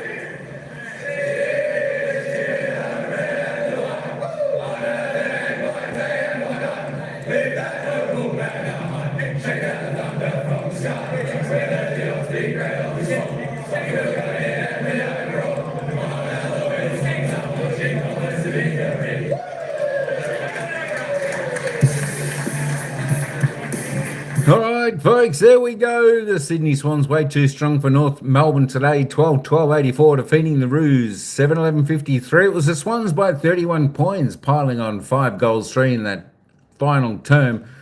The Roos just the 2 goals, 2. I tell you what, Heaney had an absolute ring-a-ding-ding game he had today. And, of course, without that, he will get the 3 Brownlow votes in this game with Isaac Heaney. Absolutely fantastic. All right, folks, we're just going to have a little bit of a look at the goal scorers in the game, and then we'll have a look at the stats before we head on out for this one. Isaac Heaney ended up, well, we'll go through his stats in a minute. 5 goals, 1 though he kicked. Best on the ground for goals for the Sydney Swans. Jack Buller got 2. Chad Warner got 1. McLean McInerney, Errol Goulden got 1. And Braden Campbell for the Kangaroos. Cooper Harvey got 2, the only moldable for the Kangas. Teakle, Simkin, Schnizzle, McKercher, and Jack Darling got 1. The disposal getters out on the ground. Well, he was the only one in the 30s today. 34 touches. Isaac Heaney in the disposal count. That's 22 kicks, 12 handballs, 8 marks, 5 tackles, 13 clearances, 5 goals, 1. There we go. They reckon that's the best on record since Champion Data have been doing the data. 13 clearances, 5 goals. Well done, Isaac Heaney. 3 Brownlow votes coming your way. Next best was the Lizard, Nick Blakey, on 29 for the Swans. He had a fantastic game as well. 24 kicks, 5 handballs. The best for the Kangaroos, Jai Simpkin, of course, on 28, 26 kicks, 2 handballs. He kicked a sausage roll, couple of clearances as well. Just going down. Chad Warner, some of the big guns all firing for the Swans today. He had 26. Caleb Daniel, not too bad for the Roos on 27. We just come on down. Have a look at Brodie Grundy's stats, if you don't mind. 22 touches for the big man. 10 kicks, 12 handballs, 2 marks, 3 tackles 11 clearances, 62 hitouts was the Grundy. Errol Goulden, one of the other stars there, 20 touches ended up for the Swans. Ended up with 20 touches. All right, let's just roll down a little bit. Luke Parker, 14 there for the Kangaroos. Zerha had a quiet day there for the Kangaroos. Just the 12 touches, 7 kicks. Could only manage 1 behind there. Dylan Stevens only ended up on 10 touches there for the Kangaroos. Big quiet game from him today, as was Jack Darling. Not really in the hunt. 8 kicks, just the 1 goal there for him. All right, let's have a peek at the team stats. Let me just reload that up as it's loading up. There we go. That's better. That's better. Let's have a look at the team disposals, team stats. Of course, it was plus 46 to the Swans taking control, plus 44 in the kicks, just plus 4 in the handballs. Inside 50s, both reasonably tight for both teams. It was 50 inside 50s for the Sydney Swans. 46 for North Melbourne, Addy. Oh, well, the multi continues. We need D's and West Coast to win. We'll cover the West Coast Richmond game. I think that'll be a little bit more interesting, a little bit more exciting than Carlton, Melbourne, but we'll certainly keep the live score up to date for that game. So we cheer on your Melbourne and West Coast in those games. Disposal efficiency, 75% for both teams. As I said, it looked like perfect conditions out there for football today, and that's exactly what it was. Free kicks, Swans getting the favours there, 23-16, plus 7 to the home team. But have a look at this hit out. Wow, 80-10. Season average for the Swans, 42. They just about doubled that to 80, thanks to Brodie Grundy, who got 60-odd. And, of course, North Melbourne, only the 10 hit-outs today, 38 season average. Clearances, it was plus 15 to the Swans. Only 2 in the centre, but around the ground did the damage there. It was plus 23 clearances to the Swans. 21 plus 2 the Sydney Swans in contested possessions. They got away a bit. Just 20 uncontested, so not too bad. Turnovers nice and low. As I said, perfect weather conditions out there today for the game of footy. Just the 45 turnovers for both teams, which were great. Marks went to the Sydney, but marks inside 50, really impressive there. 18 marks inside forward 50 to Sydney. That's a big number, going at about 80% above season average, so they did well. North Melbourne, of course, with Larkey out, their spearhead and their ruckman certainly hurt the Kangaroos, not having Larkey down there, who does a lot of damage and does really well. Just a 5 there. Contested, Swans a bit tougher in the air, 11-7. If we have a look at the tackle count, it was good to see tackles up on both teams there, 61-69. North Melbourne out tackling the Sydney by 8, and inside 50. That was they're really good numbers for both sides. 17 to the Swans. Of course, 10.5 is their season average, same as North Melbourne. North Melbourne hitting 20 tackles inside their forward 50. There we go. There is, I think that's the live ladder. Let me just reload that, make sure. There is the live ladder now. Sydney move up into 10th position on the ladder, just 2 games out of the top 8. 1 game behind the Western Bulldogs, 2 games behind Freo. So there are still a mathematical chance to sneaking in to the top 8. Can you believe it? I'll tell you what, it's pretty hard to believe that there's still a chance to get in the top 8. Of course, for these 2 teams next week, the Sydney Swans, I tell you what, Battle of the Bridge, I think it is next Friday night. That's going to be an absolute ring-a-ding-ding game. GWS Giants taking on the Sydney Swans next Friday night. Of course, next Friday night, we've got Essendon and Western Bulldogs. I'm not sure what game we'll do. Maybe we'll let Addy G decide what game we should do out of those 2 games.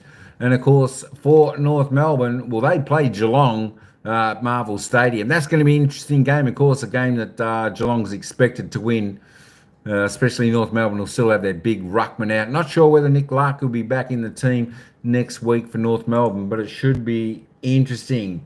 Swans could beat the Giants next week. I tell you what, they certainly could. And, of course, looking at the ladder, that's very good news if the Swans can beat the Giants next week for these teams. You know, that being said, I tell you what, Freo would want to win one of their next 2 if that's the case. If that's the case, There we go. You just never know. I tell you what, the top 8, it's going to swap and change and chop and change a fair bit over the coming few weeks. So stay tuned. Keep an eye out on that because it's going to be a ripper. It's going to be a ripper to see who makes the top 4, who ends up on top, who ends up in the top 4, and who ends up in the top 8, and who is going to be unfortunate to miss out on the top 8. I tell you what, she's going to be interesting. GWS Swans game. You want me to do GWS Swans game next week instead of the Essendon Western Bulldogs? Yeah, look, I guess we can do that. At least the GWS Giants are in the top 8, and we can keep a live score on the other game as well. Anyway, hey, the chat got it right today with the poll. You know what? I just can't find the vote. There I can. 80% went for Sydney in the poll today who was going to win. So we got that right. There was a few hopers, hoping that North would win on 20%. But it was the Swans way too good today in this game up there at the SCG. Hey, folks, that's it. That's all I got for this coverage. I'm out of here. So we will be back. We will be back in around about 50 minutes' time, where we're going to head over and do the West Coast Eagles game, taking on Richmond over there at Optus Stadium in Perth. I think that'll be a little bit more of an exciting game, that is for sure, with the Eagles going, not too bad in this up-and-coming Richmond side. It'll be interesting to see who wins. Of course, those two teams sitting 17th and 18th on the ladder, but make no mistake, it should be a fantastic game. Hoping should be a good game over there.